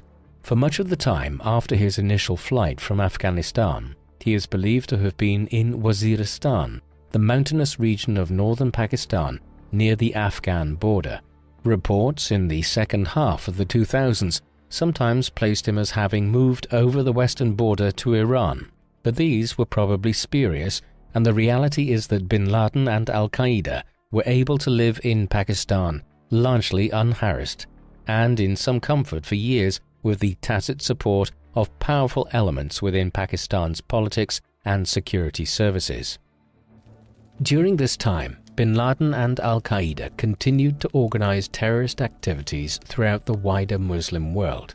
Attacks on the United States became much more difficult in the aftermath of 9/11 as a massive security apparatus was put in place in American airports and other locations. However, there was no shortage of Western targets now in the Middle East. Firstly, Afghanistan had been occupied by American, British and other Allied troops in late 2001, and they would remain there in one form or another for the next 20 years. But the more intense Western presence was soon to be found in Iraq. Following the initial victory over the Taliban in Afghanistan, the administration of President George W. Bush in the US began making it clear that it intended to engage in further regime change in the Middle East, targeting states which it deemed to be supporters of terrorism. The regime of Saddam Hussein in Iraq, who had clung on to power following the Gulf War, was a noted priority. This policy would not meet with as much support from America's allies as the invasion of Afghanistan, with countries like France arguing that the Bush administration was now using the 9/11 attacks as a smokescreen for regime change in oil-producing countries and a form of US neo-imperialism in the region. Despite these reservations, the US and Britain, with several other smaller Allied nations, invaded Iraq in March 2003, claiming that Hussein's regime was trying to obtain weapons of mass destruction and was a supporter of bin Laden's.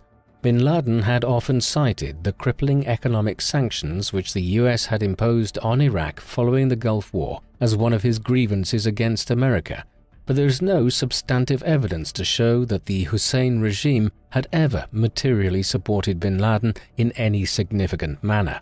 The invasion proceeded much as it had in Afghanistan. A swift victory was won over the Ba'athist regime of Saddam Hussein, and within 2 months, President Bush announced US victory in the war. But it was not so simple, and as in Afghanistan, a vicious counterinsurgency campaign began in the summer of 2003 and lasted for years as many elements within Iraq tried to remove US forces from the country. Bin Laden and Al-Qaeda were involved in this internecine conflict. Their methods focused on trying to sow divisions between the Sunni Muslim minority and the Shiite Muslim majority in an effort to foment a civil war across Iraq. Traditional terrorist methods were employed, such as the bombing of the Al-Askari shrine in the city of Samarra on the 22nd of February 2006. While this action did not result in widespread loss of human life, it did see the destruction of one of the holiest places in Iraq for Shiite Muslims and triggered days of sectarian violence in Baghdad and elsewhere, in which at least 1,000 people lost their lives. Eventually, by the late 2000s, the war in Iraq began to stabilize as a significant American troop surge in 2007, combined with political reforms, served to quell the worst of the violence.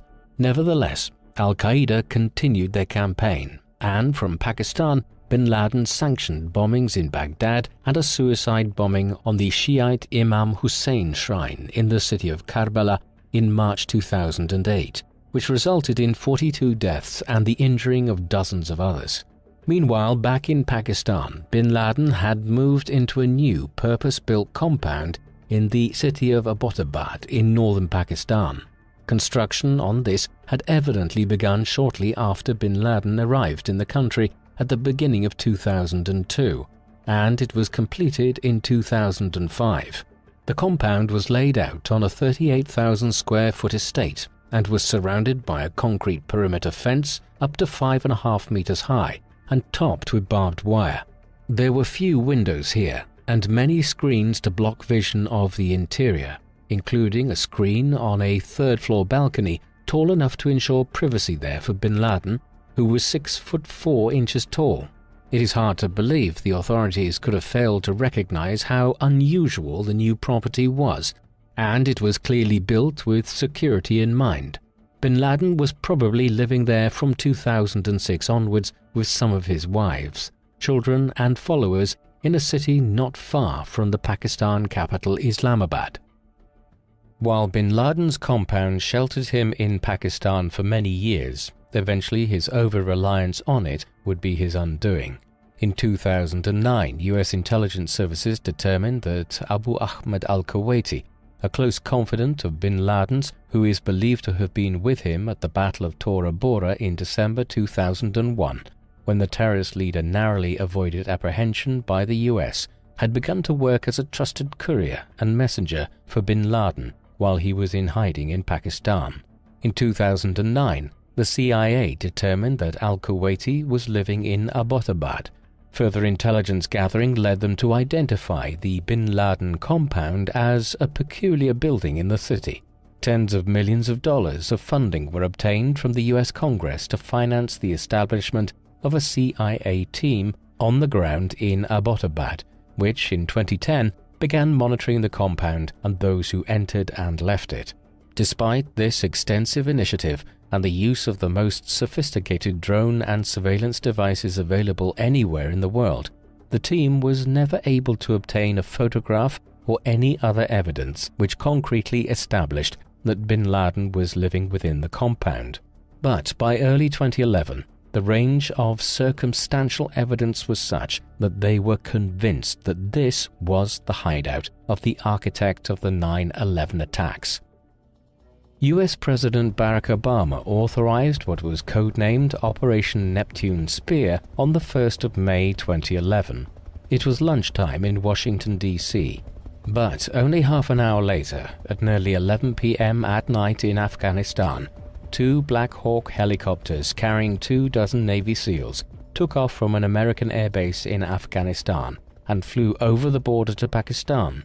Just over an hour and a half later, at what was midnight in Pakistan on the 2nd of May, the helicopters landed in the compound at Abbottabad. One of the helicopters crashed during the landing, but none of the Navy SEALs were injured.